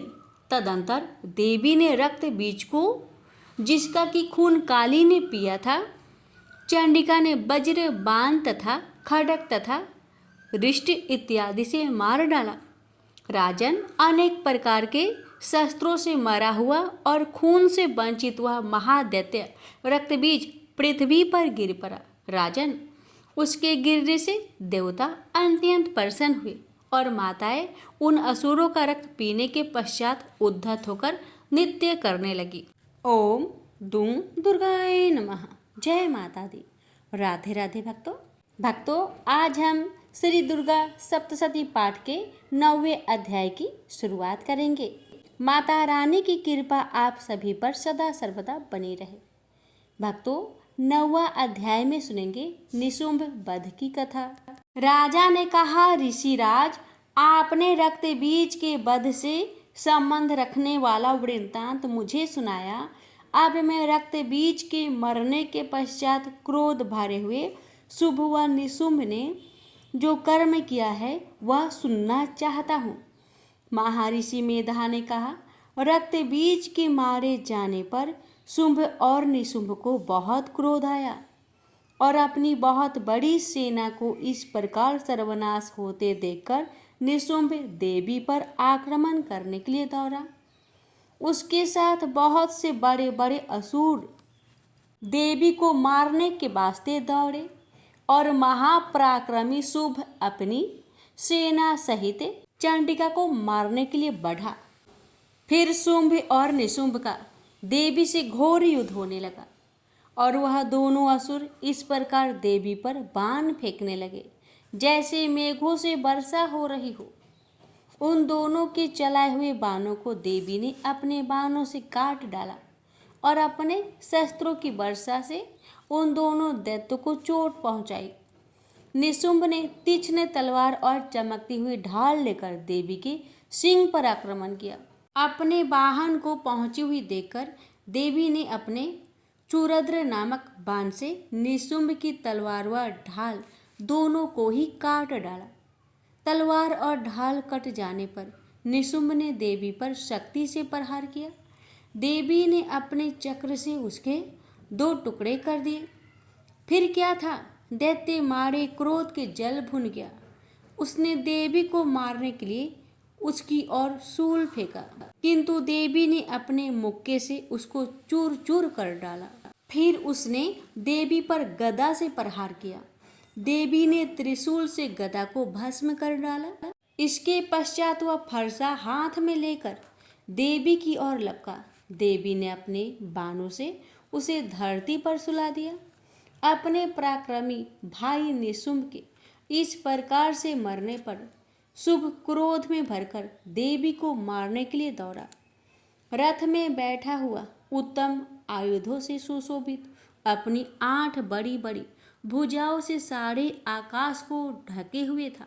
शुंभ को आते हुए देखकर देवी ने अपना शंख बजाया और धनुष की टंकार का भी अत्यंत दुस्सह शब्द किया। साथ ही अपने घंटों के शब्द से जो कि संपूर्ण दैत्य सेना के तेज को नष्ट करने वाला था। संपूर्ण दिशाओं को व्याप्त कर दिया। इसके पश्चात देवी के सिंह ने भी अपनी दहाड़ से, जिसे सुन बड़े बड़े बलवानों का मद चूर चूर हो जाता था, आकाश, पृथ्वी और 10 दिशाओं को पूरित कर दिया। फिर आकाश में उछलकर काली ने अपने दांतों तथा हाथों को पृथ्वी पर पटका।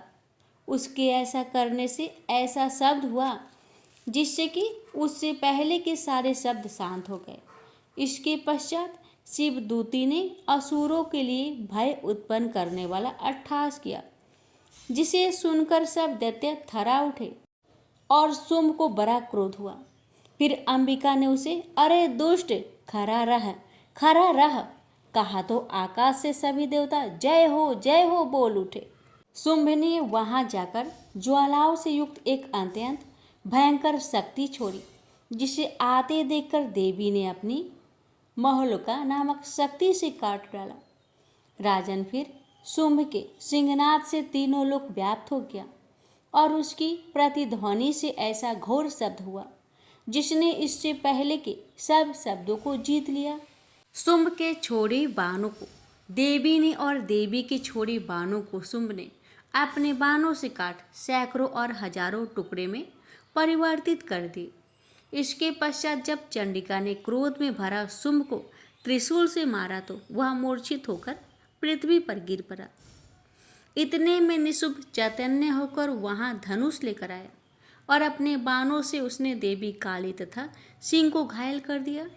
फिर उस राक्षस ने 10,000 भुजाएं धारण करके चक्रादि आयुधों से देवी को आच्छादित कर दिया। तब भगवती दुर्गा ने कुपित होकर अपने बाणों से उन चक्रों तथा बाणों को काट डाला। यह देखकर निशुंभ हाथ में गदा लेकर चंडिका को मारने के लिए दौड़ा। उसके आते ही देवी ने तीक्ष्ण धार वाले खड्ग से उसकी गदा को काट डाला। उसने फिर त्रिशूल हाथ में लिया। देवताओं को दुखी करने वाला निशुंभ को त्रिशूल हाथ में लिए हुए आता देखकर चंडिका ने अपनी शूल से उसकी छाती पर प्रहार किया और उसकी छाती को चीर डाला। शूल विदीर्ण हो जाने पर उसकी छाती में से एक उस जैसा ही पराक्रमी दैत्य ठहर जा कहता हुआ निकला। उसको देखकर देवी ने बड़े जोर से ठहाका लगाया। अभी वह निकलने भी न पाया था कि उसका सिर अपनी तलवार से काट डाला। सिर कटने के साथ ही वह पृथ्वी पर गिर पड़ा। तदंतर सिंह दहाड़ कर असुरों को भक्षण करने लगा और काली शिव दूती भी राक्षसों का रक्त पीने लगी। कौमारी की शक्ति से कितने ही महादैत्य नष्ट हो गए। ब्राह्मणी के कमंडल के जल से कितने ही असुर तेजोहत हो गए। कई दैत्य माहेश्वरी के त्रिशूल से विदीर्ण होकर पृथ्वी पर गिर पड़े और कई बारही के प्रहार से छिन्न भिन्न होकर धराशायी हो गए। वैष्णवी ने भी अपने चक्र से बड़े बड़े महापराक्रमियों का कचुम्बर निकालकर उन्हें यमलोक भेज दिया और ऐन्द्री के वज्र से कितने ही महाबली राक्षस दो टुकड़े हो गए। कई दैत्य मारे गए, कई भाग गए, कितने ही काली शिवदूती और सिंह ने भक्षण कर दिए। ऋषि कहते हैं, हे राजा, अपने प्राणों के समान प्यारे भाई निशुंभ को मारा गया देख तथा सारी सेना का संहार होता जान शुंभ ने कुपित होकर कहा, दुष्ट दुर्गे, तू बल के अभिमान में आकर झूठ मूठ का घमंड न दिखा। तू बड़ी मानिनी बनी हुई है, किंतु दूसरी स्त्री के बल का सहारा लेकर लड़ती है। देवी बोली, ओ दुष्ट, मैं अकेली ही हूँ। इस संसार में मेरे सिवा दूसरी कौन है? देख, ये मेरी ही विभूतियां हैं, अतः मुझ में ही प्रवेश कर रही हैं। तदंतर ब्राह्मणी आदि समस्त देवियां अंबिका देवी के शरीर में लीन हो गई। देवी बोली, मैं अपनी ऐश्वर्य शक्ति से अनेक रूपों में यहाँ उपस्थित हुई थी। उन सब रूपों को मैंने समेट लिया। अब अकेली ही युद्ध में खड़ी हूँ, तू भी स्थिर हो जाओ। ऋषि कहते हैं, तदंतर देवी और शुंभ दोनों में सब देवताओं तथा दानवों के देखते देखते भयंकर युद्ध छिड़ गया। बाणों की वर्षा तथा तीखे शस्त्रों एवं दारुण अस्त्रों के प्रहार के कारण उन दोनों का युद्ध सब लोगों के लिए बड़ा भयानक प्रतीत हुआ।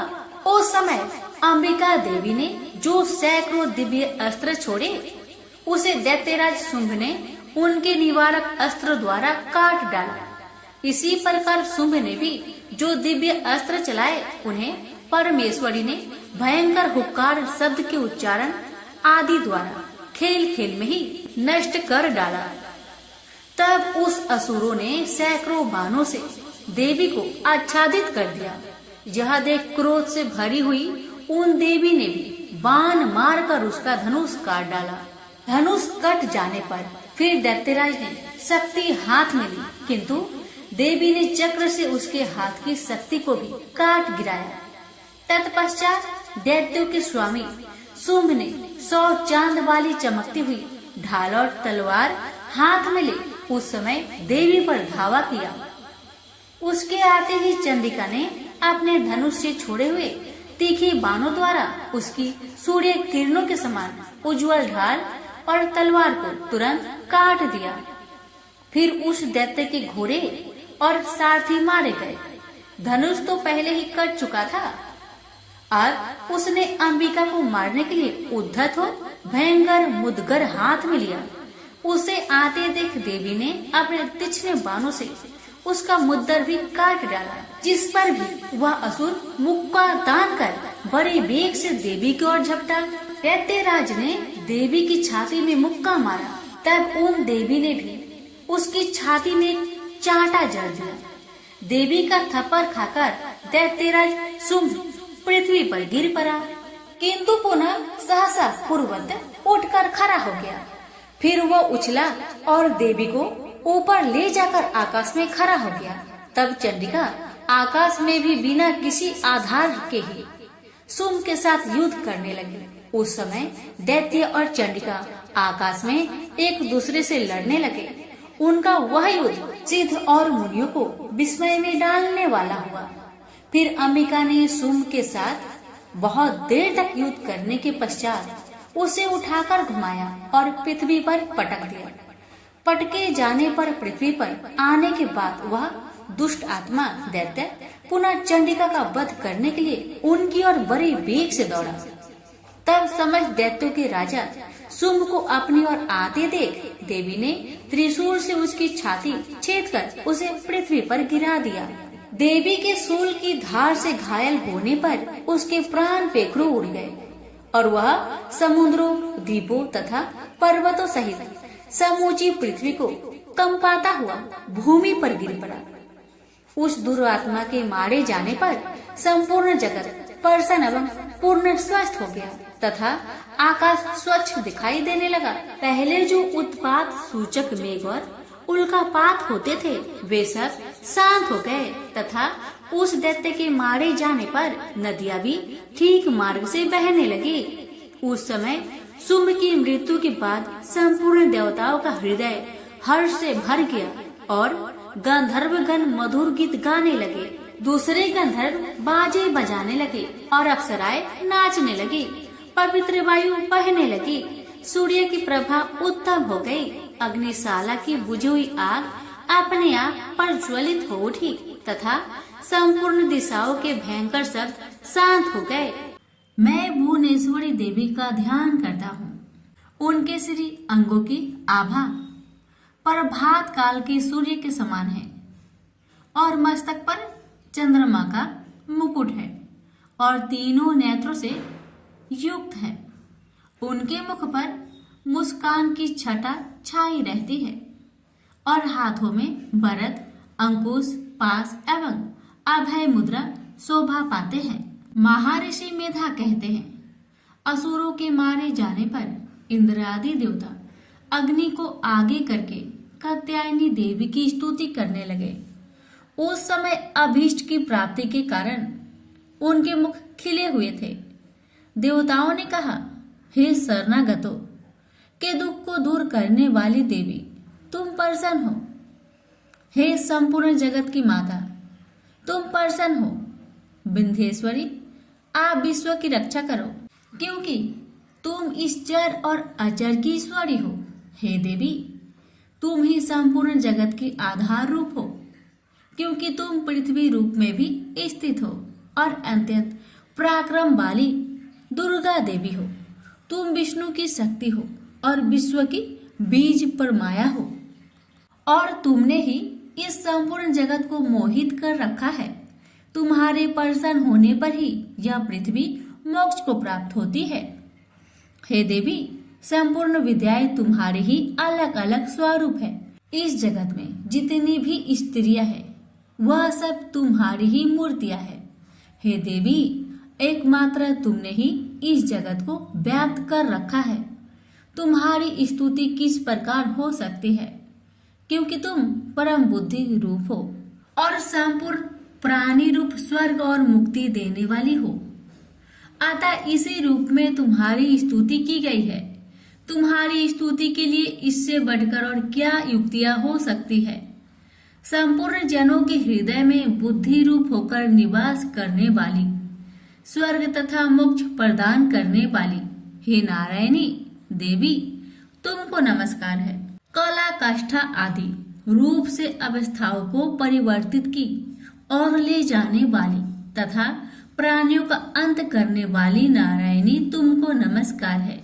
हे नारायणी, संपूर्ण मंगलों के मंगल रूप वाली हे शिवे, हे संपूर्ण प्रयोजनों को सिद्ध करने वाली हे शरणगत वत्सला, 3 नेत्रों वाली गौरी, तुमको नमस्कार है।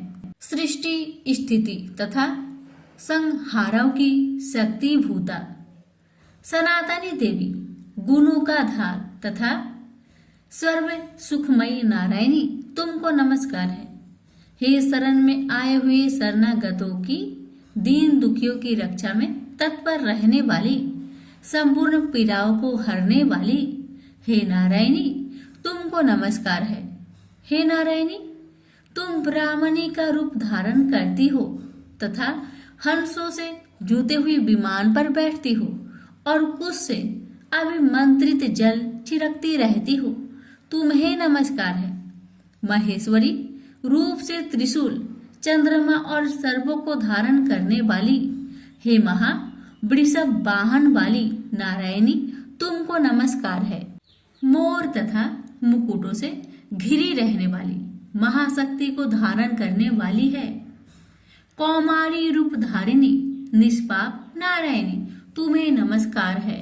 हे शंख चक्र गदा फर स्त्रांग धनुष रूप आयुधों को धारण करने वाली वैष्णवी शक्ति रूपा नारायणी, तुम हम पर प्रसन्न हो, तुम्हें नमस्कार है। हे धातु पर पृथ्वी धारण करने वाली वरा रूपिणी कल्याणमयी नारायणी, तुम्हें नमस्कार है। हे उग्र नरसिंह रूप से दैत्यों को मारने वाली, त्रिभुवन की रक्षा में संलग्न रहने वाली नारायणी, तुम्हें नमस्कार है।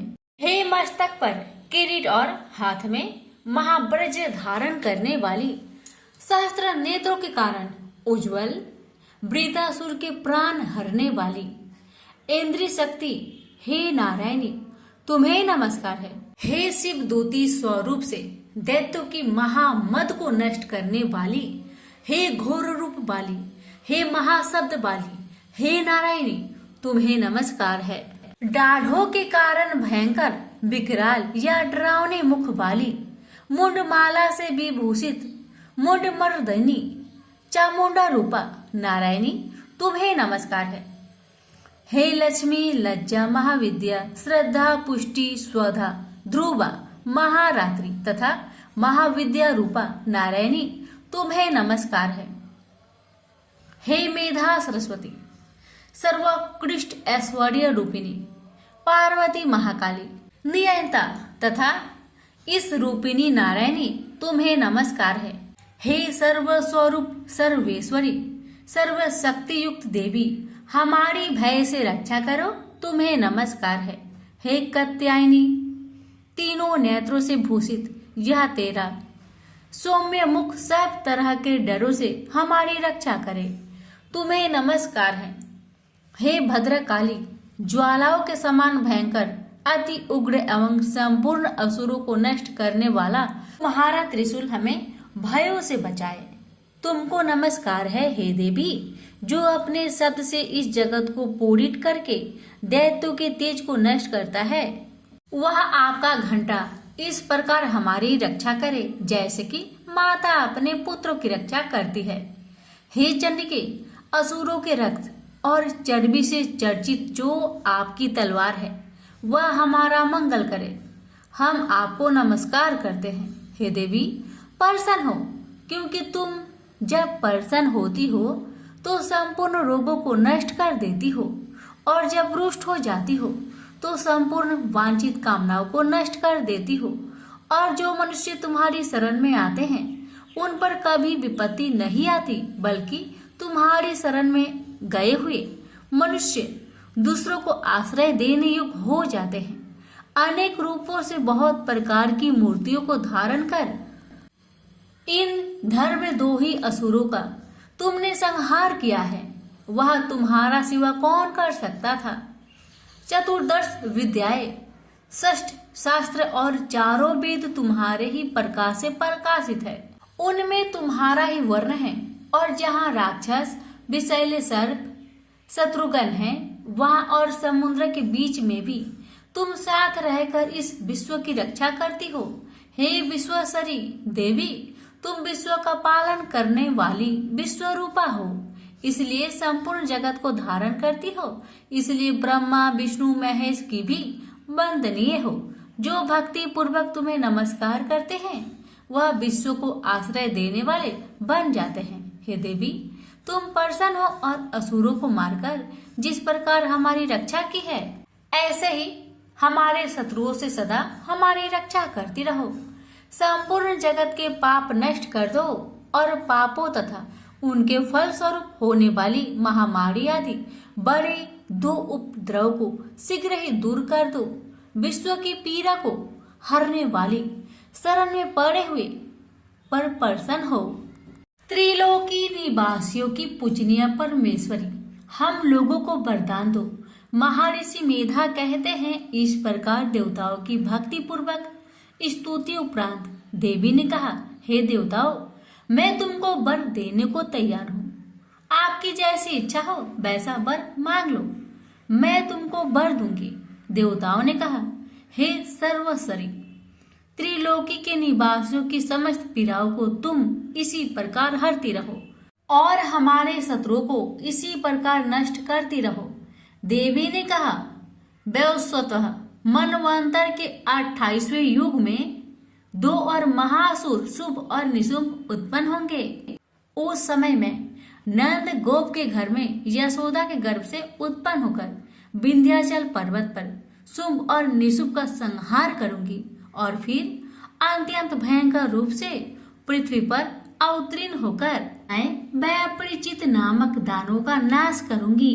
उन भयंकर महाअसुरों को भक्षण करते समय मेरे दांत अनार पुष्प के समान लाल होंगे। इसके पश्चात स्वर्ग में देवता और पृथ्वी पर मनुष्य मेरी स्तुति करते हुए मुझे रक्त दंतिका कहेंगे। फिर जब 100 वर्ष तक वर्षा न होगी तो मैं ऋषियों की स्तुति करने पर अयोनिज नाम से प्रकट होंगी और अपने 100 नेत्रों से ऋषियों की ओर देखूंगी। अतः मनुष्य सक्ताची नाम से मेरा कीर्तन करेंगे। उसी समय मैं अपने शरीर से उत्पन्न हुए प्राणों की रक्षा करने वाले शाकों द्वारा सब प्राणियों का पालन करूंगी और तब इस पृथ्वी पर शाकंभरी के नाम से विख्यात होंगी और इसी अवतार में मैं दुर्गा नामक महाअसुर का वध करूंगी और इससे मैं दुर्गा देवी के नाम से परिचित होंगी। इसके पश्चात जब मैं भयानक रूप धारण करके हिमालय निवासी ऋषियों महाऋषियों की रक्षा करूंगी तब भीमा देवी के नाम से मेरी ख्याति होगी। और जब फिर अरुण नामक असुर तीनों लोगों को पीड़ित करेगा तब मैं असंख्य भ्रमरों का रूप धारण कर उस महादैत्य का वध करूंगी। तब स्वर्ग में देवता और मृत्यु लोक में मनुष्य मेरी स्तुति करते हुए मुझे ब्राह्मणी नाम से पुकारेंगे। इस प्रकार जब जब पृथ्वी राक्षसों से पीड़ित होगी तब तक मैं अवतरित होकर शत्रुओं का नाश करूंगी। देवी बोली, देवताओं, जो पुरुष इन स्रोतों द्वारा एकाग्रचित होकर मेरी स्तुति करेगा, उसके संपूर्ण कष्टों को निस्संदेह हर लूंगी। मधु केटभ के नाश, महिषासुर के वध और शुंभ निशुंभ के वध की जो मनुष्य कथा कहेंगे, मेरे महात्म्य को अष्टमी, चतुर्दशी व नवमी के दिन एकाग्रचित से भक्ति पूर्वक सुनेंगे, उनके कभी कोई पाप न रहेगा। पाप से उत्पन्न हुई विपत्ति भी उनको न सताएगी, उनके घर में दरिद्रता न होगी और न ही उनको प्रियजनों का विरोधी होगा। उनको किसी प्रकार का भय ना होगा। इसलिए प्रत्येक मनुष्य को भक्ति पूर्वक मेरे इस कल्याण कारण महात्म्य को सदा पढ़ना और सुनना चाहिए। मेरा यह महात्म्य महामारी से उत्पन्न हुई संपूर्ण उपद्रव को व 3 प्रकार के उत्पातों को शांत कर देता है। जिस घर व मंदिर में या जिस स्थान पर मेरा यह स्रोत विधि पूर्वक पढ़ा जाता है, उस स्थान को मैं कभी भी त्याग नहीं करती और वहाँ सदा ही मेरा निवास रहता है। बलिदान, पूजा, होम तथा महाउत्सवों में मेरा यह चरित्र उच्चारण करना तथा सुनना चाहिए। ऐसा हवन या पूजन मनुष्य चाहे जानकर या बिना जाने करे, मैं उसे तुरंत ग्रहण कर लेती हूँ।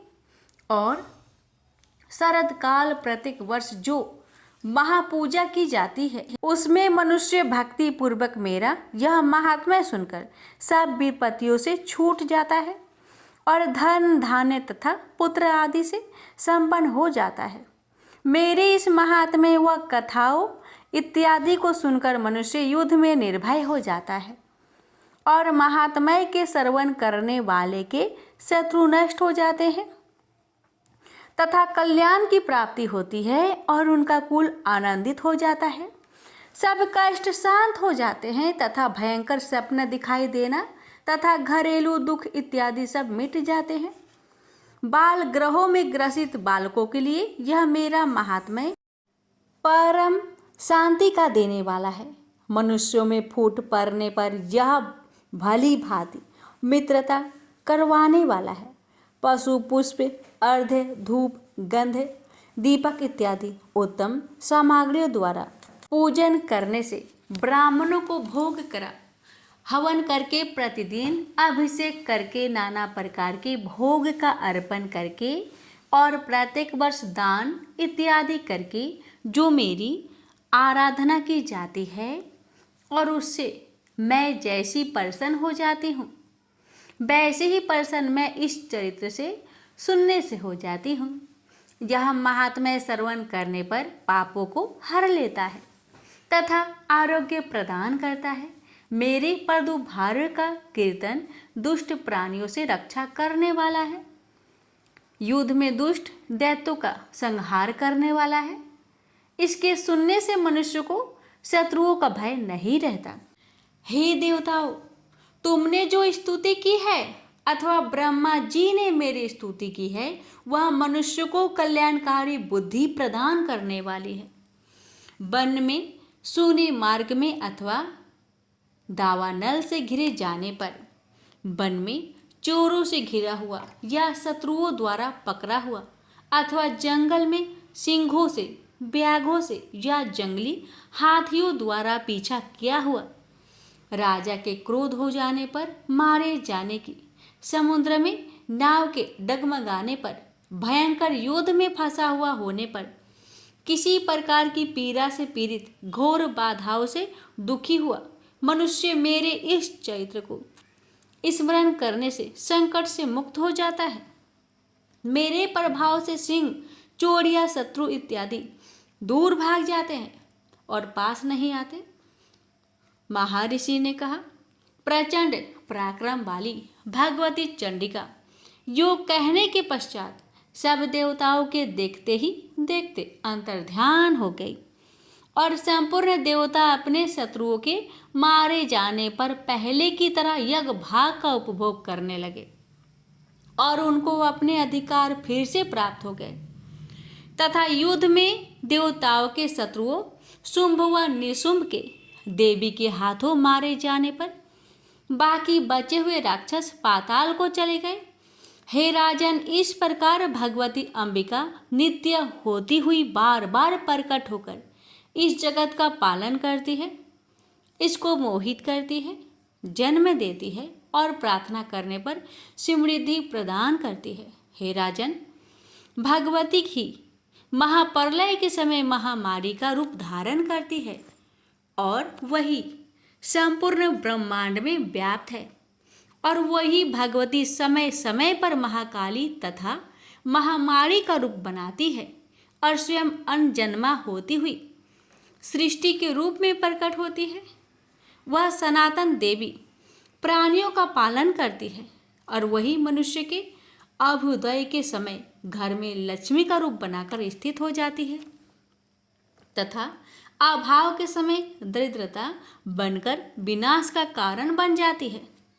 पुष्प, धूप और गंध आदि से पूजन करके उसकी स्तुति करने से वह धन पुत्र देती है और धर्म में शत्रु बुद्धि प्रदान करती है। महर्षि मेधा ने कहा, राजन, इस प्रकार देवी के उत्तम महात्म्य का वर्णन मैंने तुमको सुनाया। जगत को धारण करने वाली इस देवी का ऐसा ही प्रभाव है। वही देवी ज्ञान को देने वाली है और भगवान विष्णु की इस माया के प्रभाव से तुम और यह वैश्य तथा अन्य विवेकी जन मोहित होते हैं और भविष्य में मोहित होंगे।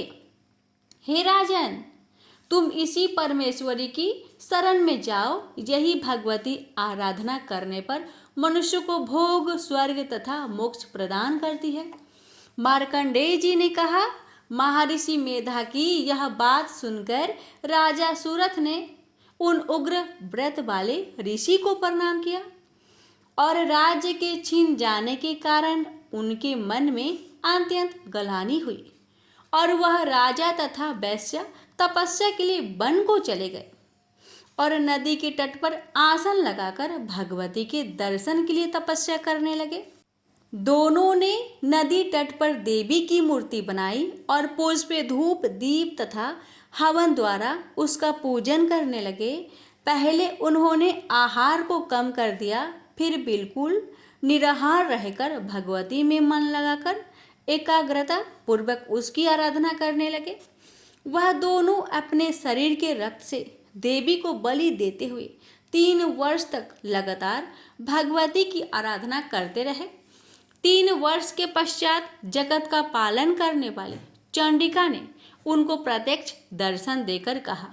देवी बोली, हे राजन तथा अपने कुल को प्रसन्न करने वाले वैश्य, तुम जिस वर की इच्छा रखते हो वह मुझसे मांगो, वह मैं तुमको दूंगी, क्योंकि मैं तुम पर अत्यंत प्रसन्न हूँ। मार्कंडेय जी कहते हैं, यह सुन राजा ने अगले जन्म में नष्ट न होने वाला अखंड राज्य और इस जन्म में बलपूर्वक अपने शत्रुओं को नष्ट करने के लिए पश्चात अपना पुनः राज्य प्राप्त करने के लिए भगवती से वरदान मांगा। और वैश्य ने भी, जिसका चित्त संसार की ओर से विकृत हो चुका था, अतः भगवती से अपनी ममता तथा अहंकार रूप आसक्त हो नष्ट कर देने वाले ज्ञान को देने के लिए कहा। देवी ने कहा, राजन, तुम शीघ्र ही अपने शत्रुओं को मारकर पुनः अपना राज्य प्राप्त कर लोगे। तुम्हारा राज्य स्थिर रहने वाला होगा। फिर मृत्यु के पश्चात आप सूर्य देव के अंश से जन्म लेकर स्वर्णिक मनु के नाम से इस पृथ्वी पर ख्याति को प्राप्त होगे। हे वैश्य, कुल में श्रेष्ठ, आपने जो मुझसे वर मांगा है वह आपको देती हूँ। आपको मोक्ष के देने वाले ज्ञान की प्राप्ति होगी। मार्कंडेय जी कहते हैं, इस प्रकार उन दोनों को मनोवांछित वर प्रदान कर तथा उनसे अपनी स्तुति सुन कर भगवती अंतर्ध्यान हो गई। और इस प्रकार क्षत्रियों में श्रेष्ठ वह राजा सूरथ भगवान सूर्य से जन्म लेकर इस पृथ्वी पर स्वर्णिक मनु के नाम से विख्यात होंगे। प्रेम से बोलिए जय माता दी। प्यारे भक्तों, यहीं पर श्री दुर्गा सप्तशती पाठ अंतिम अध्याय यानी 13वां अध्याय संपूर्ण हुआ। माता रानी कथा कहने वाले, कथा सुनने वाले, हुक्कार भरने वाले सभी भक्तों पर अपनी कृपा सदा सर्वदा बनाए रखे। जय माता दी।